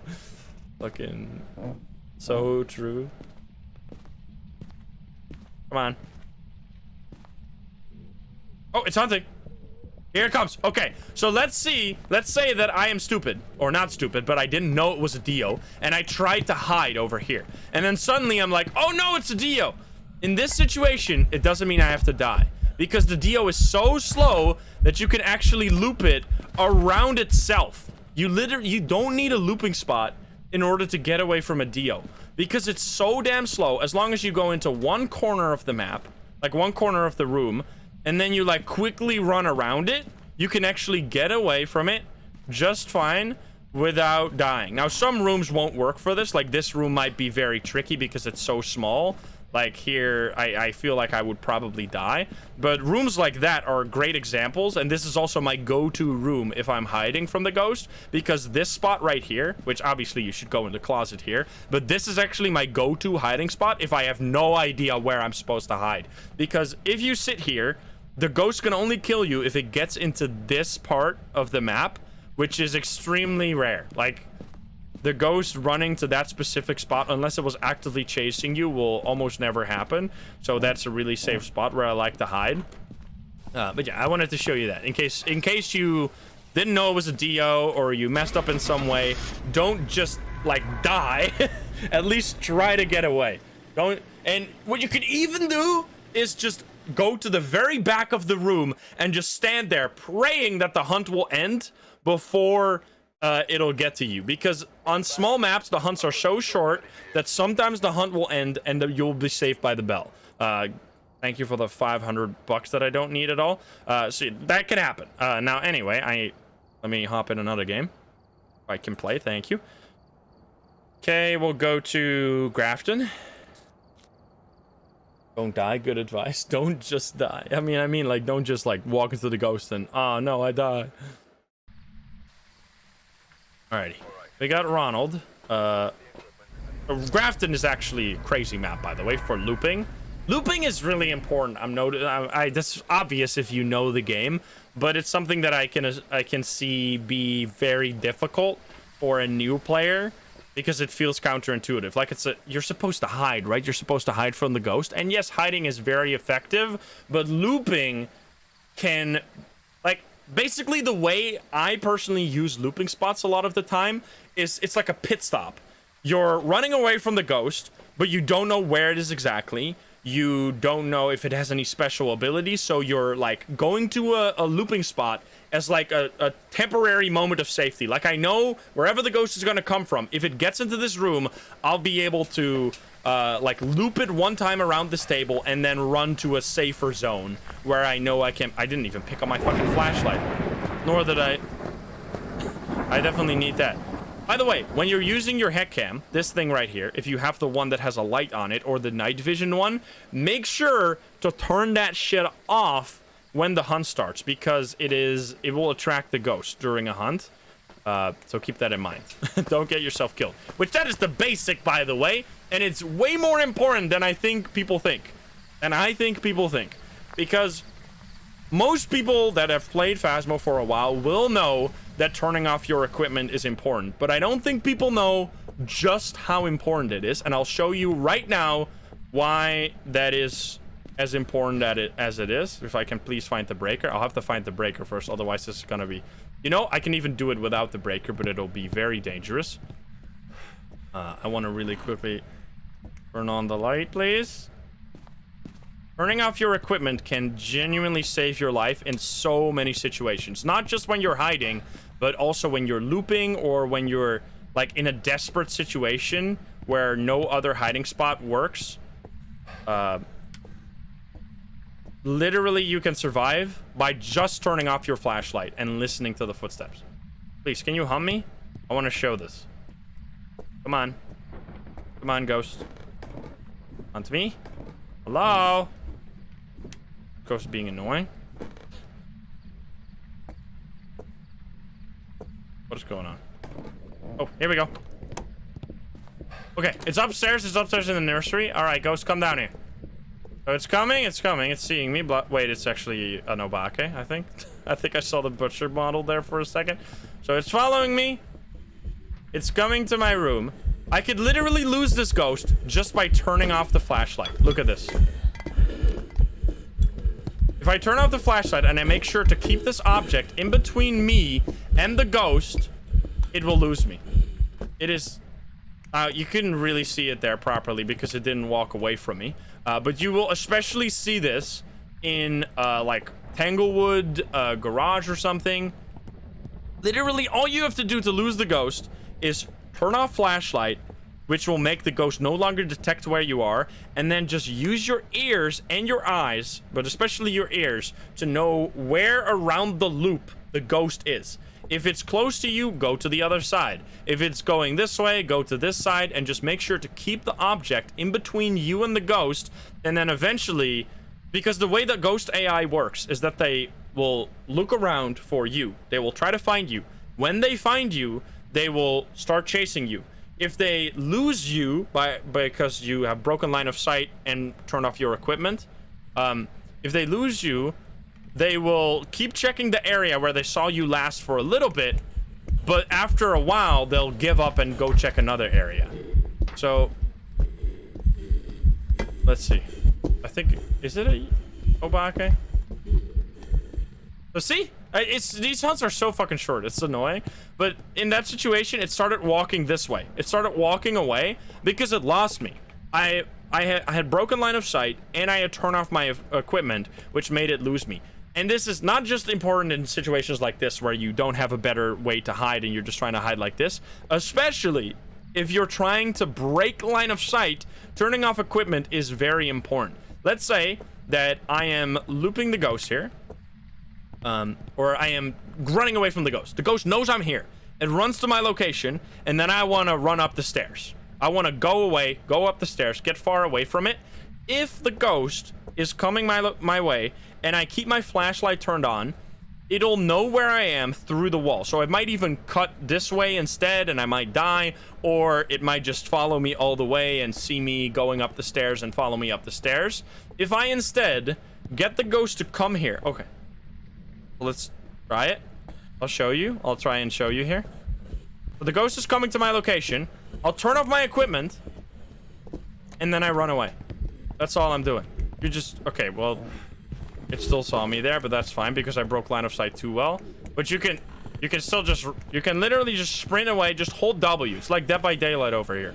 You just hold W, get away, turn off your equipment, and you could, like, do the same thing here. I think Oh, hi there. Honestly, one thing you'll learn when you get... What the fuck?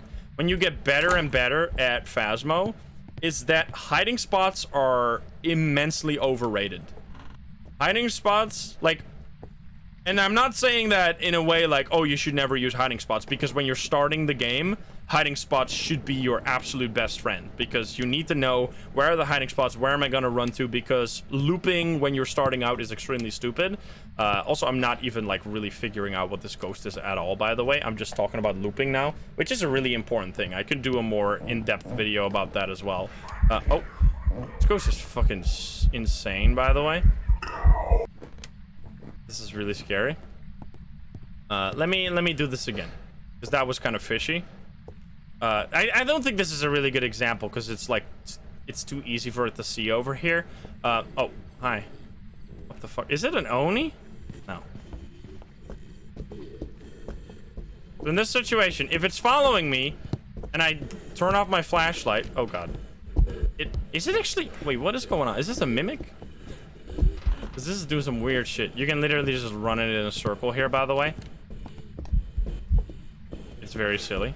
You don't need specific hiding spots or specific looping spots. Like, you can see how long you can stay alive, but I don't know what's going on. This ghost is acting a little strange. I also don't think Grafton is the best way to show this, but I'll show it on another map after this. Anyway, we should... This is weird. It's like some ghost that's teleporting to my location. I think we should just smudge it here. So we can figure out where the ghost room is. Is it this? It was freezing breath here, right? It's not freezing breath here. We need to figure out what the ghost room is so we can set up our crucifixes after we smudge the ghost. Where are you, buddy? Are you in here? Hello, hello? Okay. Wait, is it in this room? Okay, it's in that area. I see. So I'm just gonna smudge the ghost here and then hide in a really good hiding spot. Which a really good hiding spot is right here, this chair.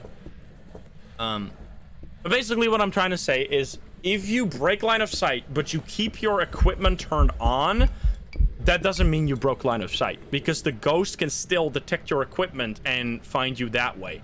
If you break line of sight, I recommend immediately also turning off your flashlight so that you can, like, if you break line of sight again, you'll be completely gone. But as long as you keep your flashlight on, the ghost will just be able to find your flashlight instead, and it doesn't actually have to see you.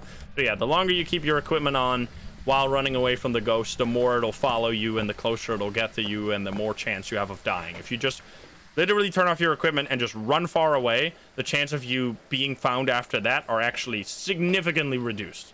I'm gonna grab a video cam. I think it's up in that area, but this ghost is being weird. How do you know if you break line of sight? That is just something you learn. Is it orbs? It is orbs. Okay, so it's here. I'm gonna set up my crucifixes. Once again, I don't want it to hunt at the stairs. So even though in this situation it will be better to place a crucifix over there and like over here, I'd rather have this crucifix for sure protecting the stairs so that I won't be able to, like, it won't stop me from going down the stairs and running away, because that will be the true disaster here. Using your the hunt, it's already, the hunts can happen now. Using your crucifixes as a way to control where the ghost can hunt from, because another thing you'll learn while playing Phasmo a lot is that hunts are actually your friend. There's so many ghosts you can figure out during a hunt. There is so many objectives you have to do during a hunt. So many things that rely on hunts for it to happen that you don't, like, being unable to do a hunt is a challenge on its own. I've done that challenge and it's extremely difficult because there's so many ghosts that you purely have to figure out based on what they do during a hunt. So if you cannot ever get a hunt, that's actually bad. So being able to control how the hunts happen and make sure that they happen on your terms rather than on the ghost terms is one of the ways that like pro players control the ghost and control their safety and make sure that they're not in a dangerous situation. I'm gonna die here, by the way. Oh, thank you for turning on the breaker. That's very convenient. Oh god. What the fuck? Oh, well, I might be in trouble here. Why is my flashlight just not working? Hello? Strongest flashlight in the game, by the way. Excuse me? What the fuck? My flashlight is insanely busted right now. This is the tier 3 flashlight. I couldn't see shit. Anyway, I'm just gonna hide.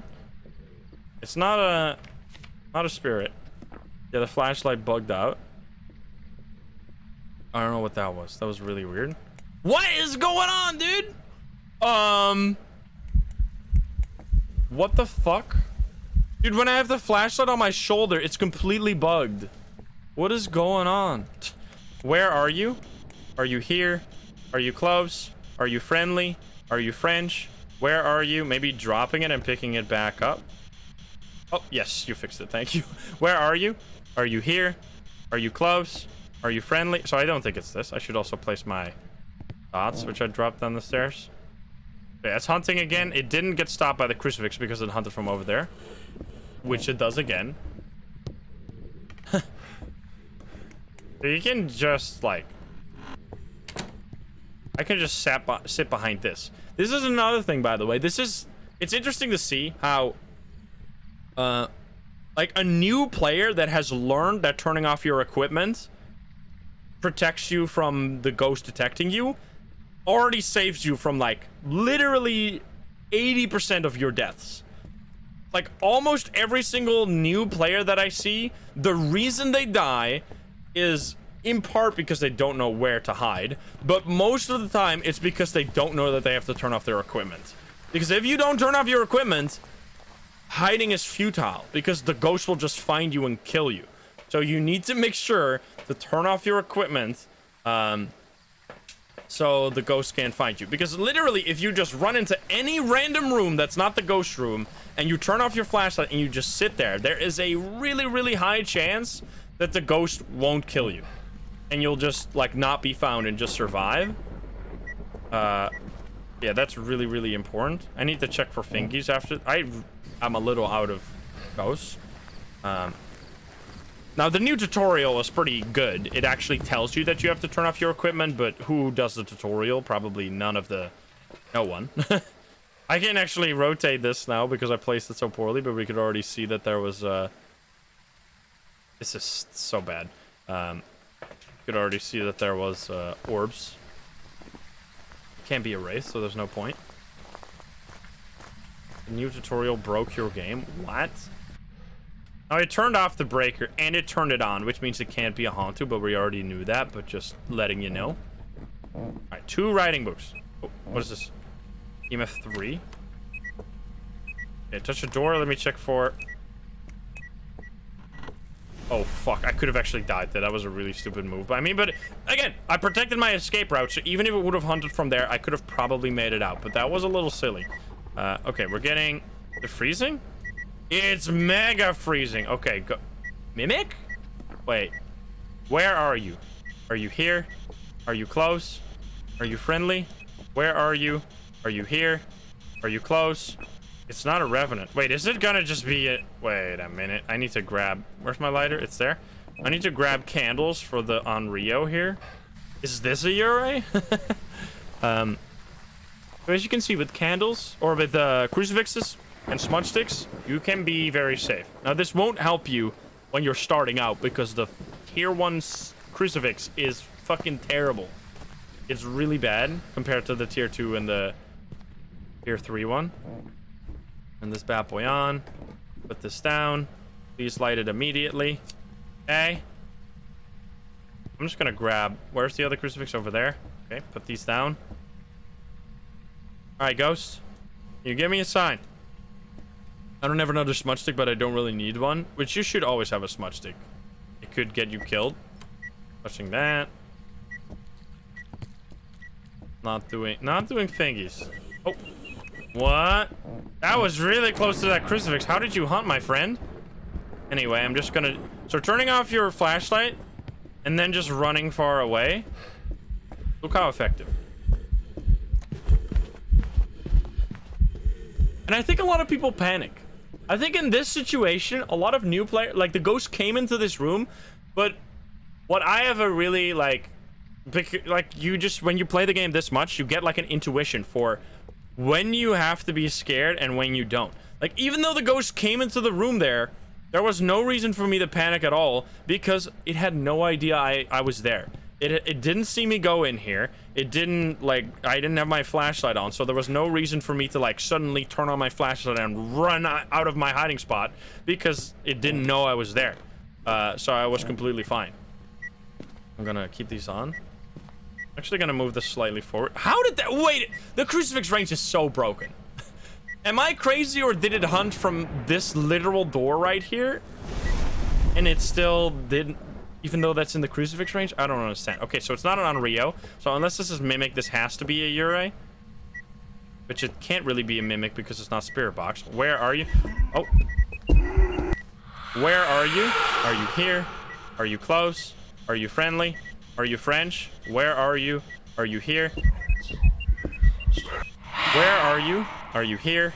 Are you close? I'm gonna run. I don't think this is a spirit box. So, another thing people might ask is, why wasn't I panicking right there? Because I knew those were ghost events. How do I know those are ghost events?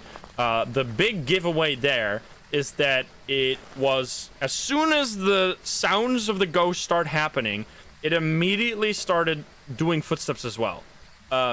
And that doesn't happen for a hunt, because a hunt has a grace period, unless you turn that off, but a usual hunt has a grace period where it'll not make any footstep noise, and then it'll start walking to kill you. And also, if the ghost's model is blinking, that means it's a hunt. If it's not blinking, that means you're safe.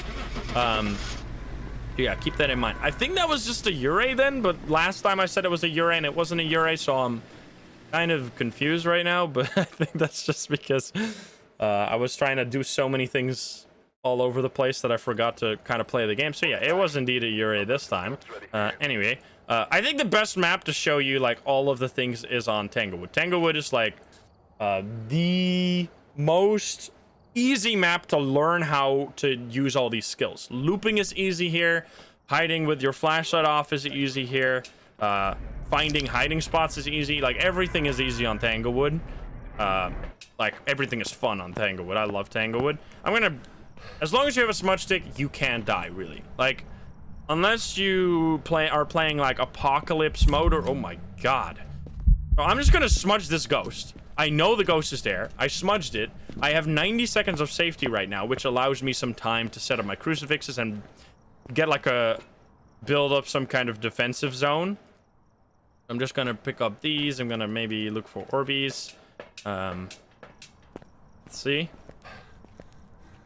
So I'm gonna defend this area here, which just one crucifix should stop the entire zone, and then I will actually, weirdly enough, protect this, because this is my, even if this is blocked, either bone, this is still an amazing hiding spot, because you can just close these doors on yourself and the ghost won't kill you. Even if it walks into this room for some reason, it just can't kill you. Yeah, that's a great hiding spot. I'm just gonna defend that. And the game becomes really fun when you start, like, it's one of those things people don't realize. Like, the depth in this game is fucking phenomenal. There is so much depth in terms of gameplay. That's why I love to do challenges, because the challenges really bring out having to do all these little things that you usually don't really have to do. You might still do them, but you don't really have to do them. Because there's so much going on all the time. Like the way you use your crucifixes, the way you use your smudge stick, the way you use your evidence, paramic, like everything you do in this game, and the way it interacts with how the ghost interacts with you it's just awesome. It's just super fun. It goes from being a horror game to a lore puzzle game. Yeah. All right, I have a smudge stick. I should really quickly find the breaker, turn that on. That's another thing that people, oh my god, it freaking makes me go crazy when I see new players. I guess it's maybe because they don't find the breaker, but whenever, what the hell, did I turn it off? Wait, oh wait, it was already turned on. The ghost turned it on. Okay, never mind, I'm stupid. Whenever I see new players not turn on the lights in the rooms, it makes me go crazy, because it is one of the most important things for so many reasons. Not only does turning on the lights in the room prevent your sanity from draining by so much, so you will not be able, oh my god, well, it's not a Jinn or a Hantu, I guess. It will not be, what, did he use the crucifix? Was that its interaction? What is happening here? Not only will it prevent your sanity from draining, so you won't even get into the chain hunting situation, but also during hunts, it enables you to be able, what? Either EMF5 or some other fishy business. It enables you to loop, because looping with the lights off is significantly harder than looping with the lights on. I don't know what's going on here. This ghost is probably in the garage, but it's doing some weird shit. You should never go into the basement in Tanglewood, by the way, if you don't have a smudge stick. Well, you can in the early game, but once it starts hunting, the basement is the fucking danger zone. I didn't grab the key. I'm annoyed. Fucking hell, man. Alright, move the crucifix. Move it to there. I'm gonna die. It was scary. I think it's probably the garage here that's the ghost room, so let's just set up in here. Okay. It touched this door. We'll set it up right here. Shut the fuck up. Okay, it used the crucifix. I didn't grab the key yet because I got panicked. Okay. Dude, so it can hunt again now, which means that we can also smudge again now. So I'm gonna smudge again to just give me some time to set up.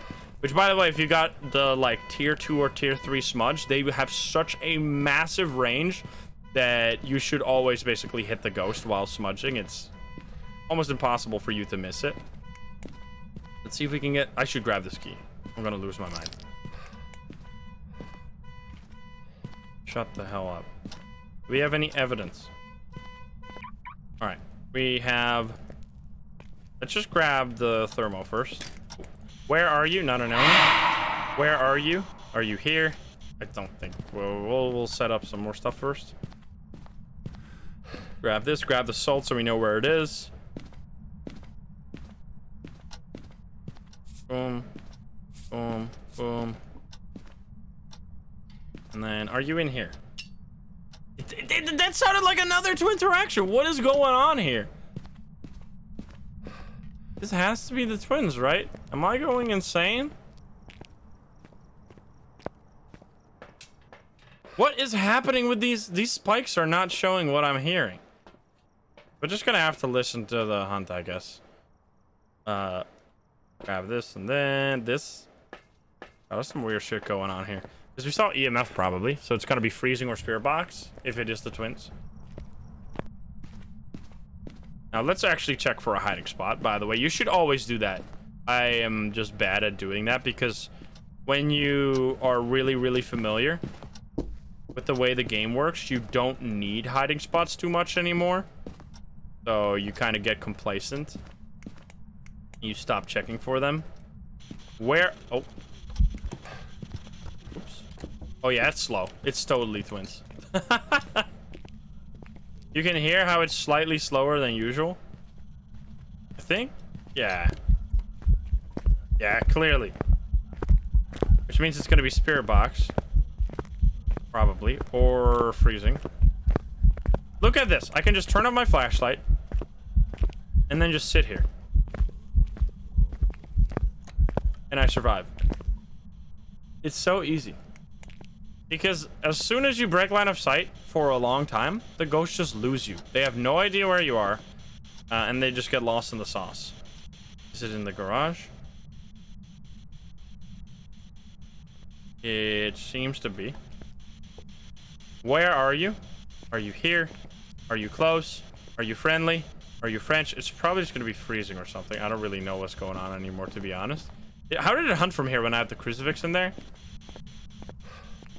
I want to get the, like, the fast twin. Where are you? Are you here? Are you close? You... I don't think it's here. Probably just kitchen. Nah, kitchen.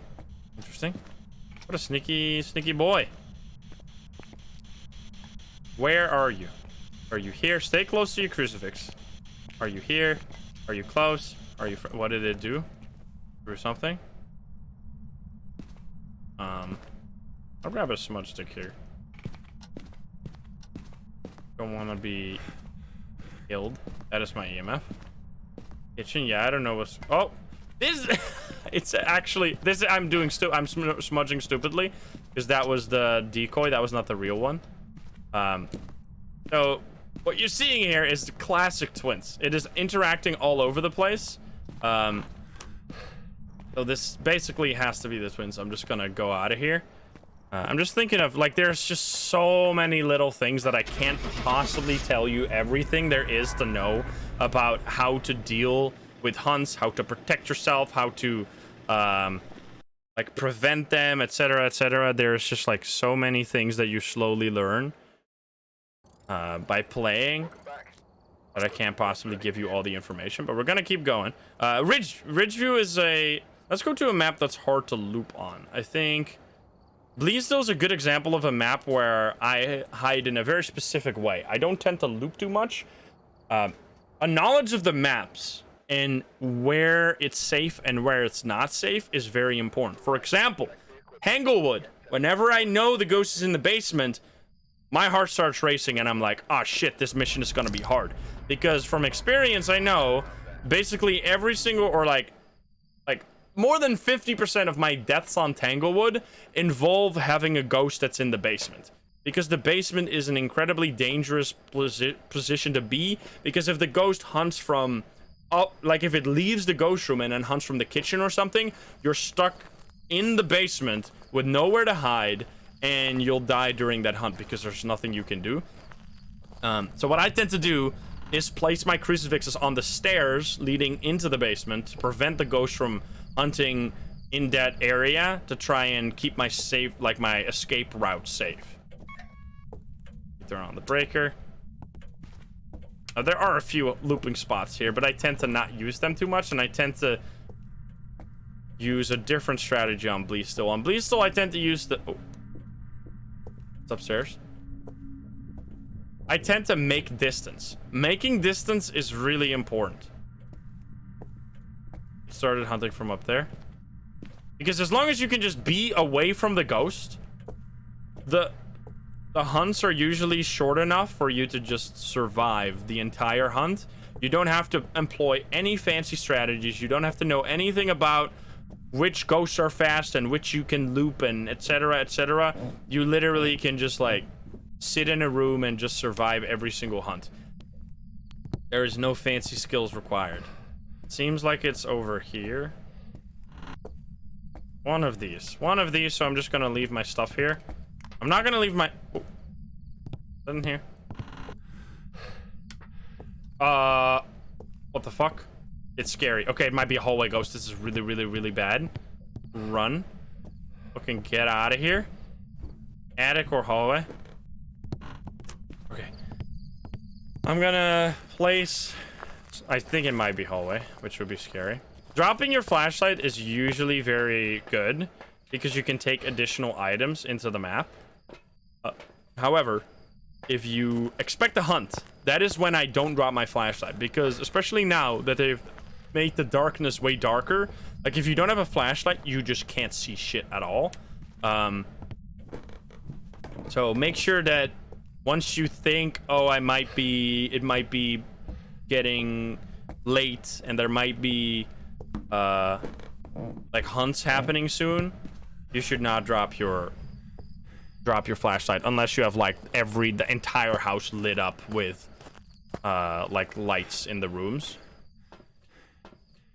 See, we grab this. I still don't know where this ghost is, by the way, but I'm just slowly moving my way towards the ghost. I'm putting my crucifixes right now in the place furthest away, like where I really don't want the ghost to hunt, and then if I figure out that it's further down the hallway, I can move my crucifixes up.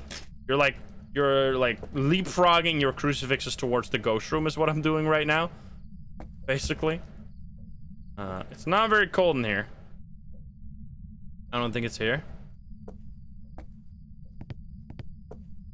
Is it in this? I might die here, but I can always run up to the attic. Okay, so it is in this room.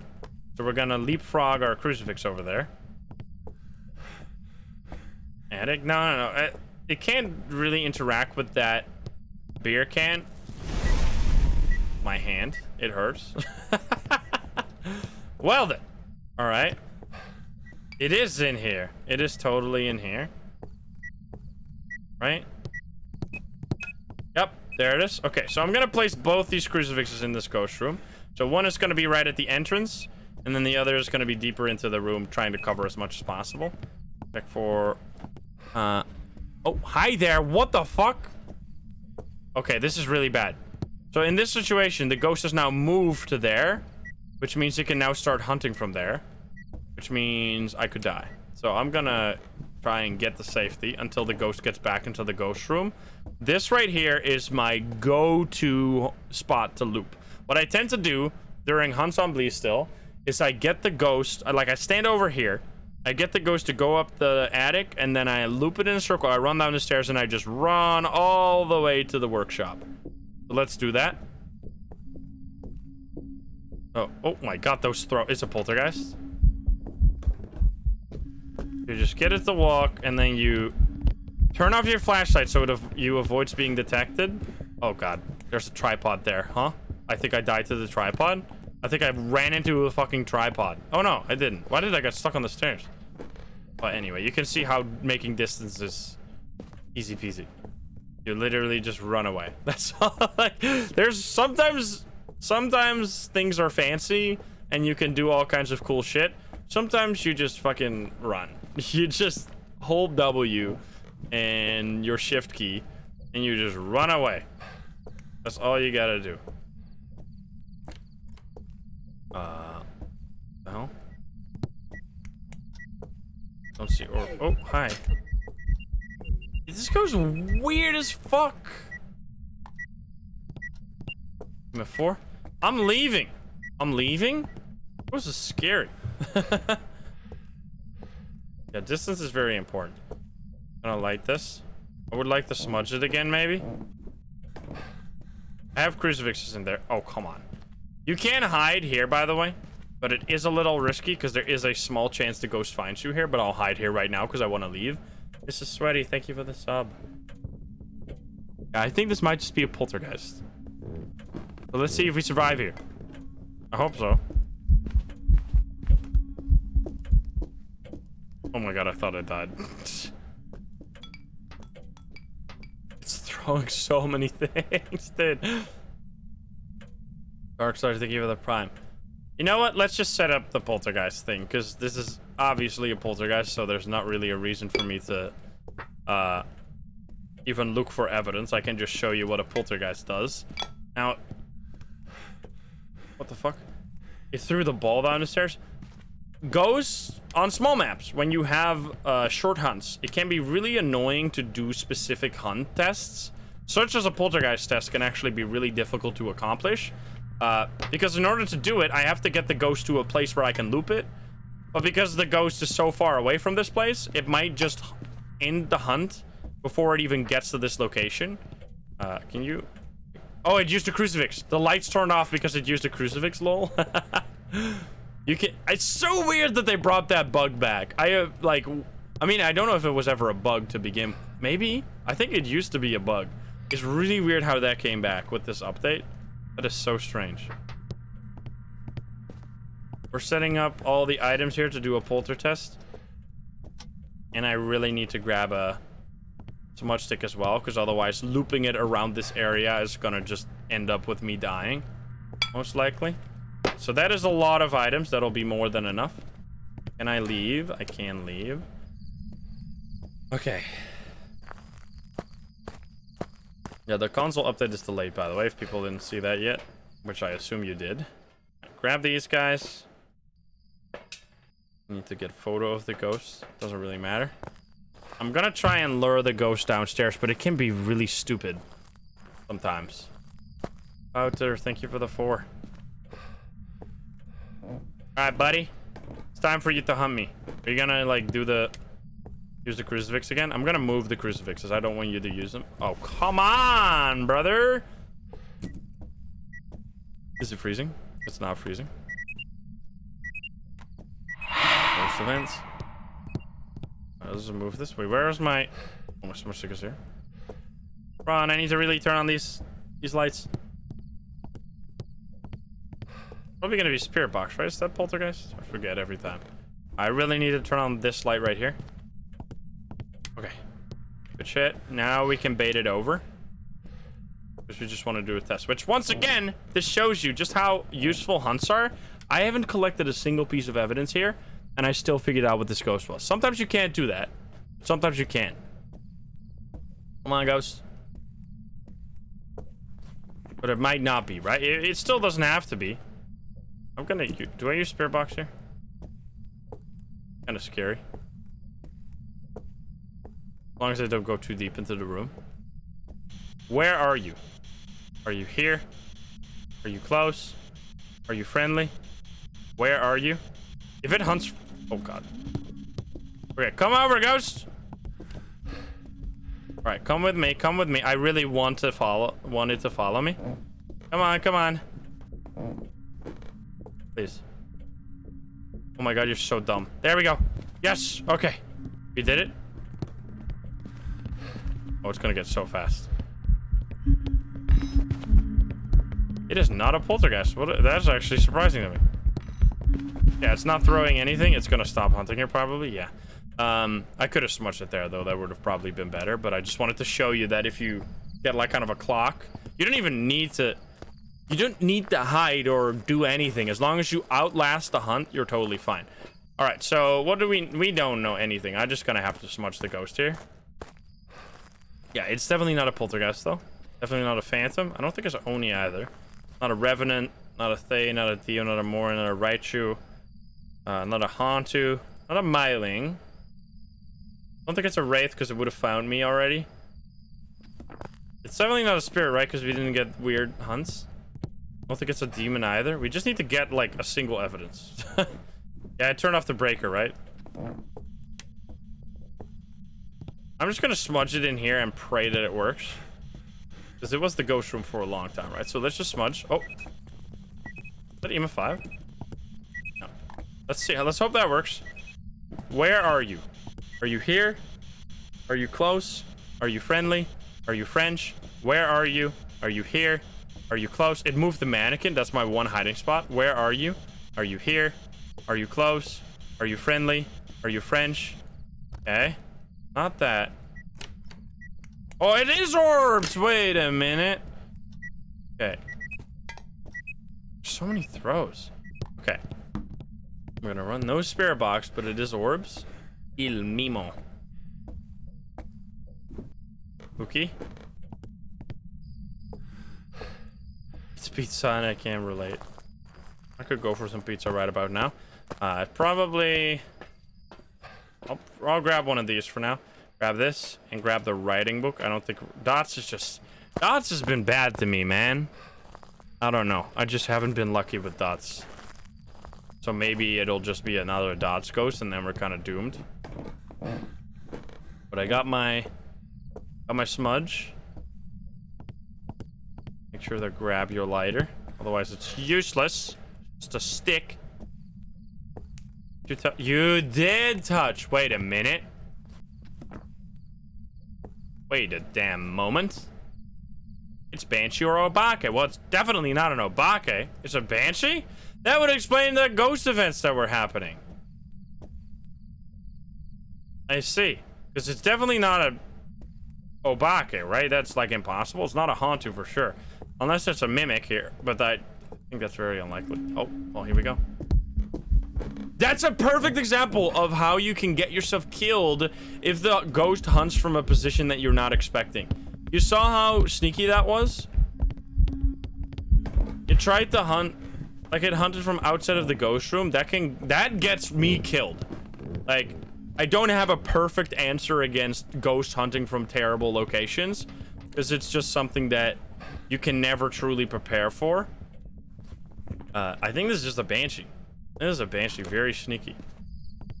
So once again, to recap, using your smudge sticks will protect you for a while. Using your crucifix in the ghost room will protect you for a while. Knowing what ghosts or what abilities to look out for during a hunt will just help you figure out the ghost. And like all the stuff you can do during a hunt. Looping, hiding far away, just running far away or hiding, looking for the hiding spots before the hunt. You piece of garbage. Really? After all that, it was never a fast ghost? So, the Mimic, what happens with the Mimic is that you get orbs always, and then you get 2 other evidences if you're playing on nightmare mode. I checked for freezing. It wasn't freezing. I checked for Spirit Box. It wasn't Spirit Box.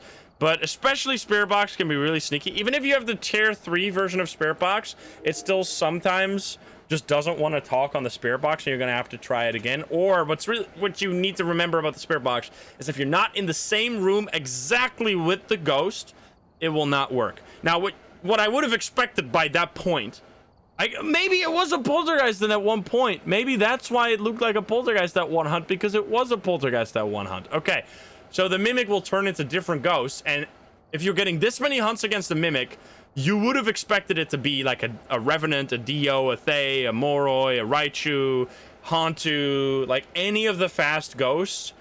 It was really unlucky that it never turned into one of those. But anyway, there have been like I had 2 mistakes, the mimic and the Yurei that actually was a banshee, but that's not what this is all about. This is about how to control, because I didn't die, right? This is about how to control a situation that's really bad. Now this can be very difficult if you're in the team, because your team might suck ass and they might like make you have to, like, they might use all the smudge sticks in one go. They might like just die and make, because what can happen is that the hunts, when someone dies, if you're playing on nightmare mode, the hunts get longer. So what can sometimes happen is that one person dies and then the hunts get 20 seconds longer, and then another person dies and then the hunt just keeps going and going, and it kills your entire team, maybe including you, because it's like keeps getting faster and faster and faster and kills everyone. That's like a disaster that can happen. But yeah, as long as you know where you're gonna run to, keep your escape route in mind, know where your hiding spots are, make sure to have a smudge stick at hand if you need it,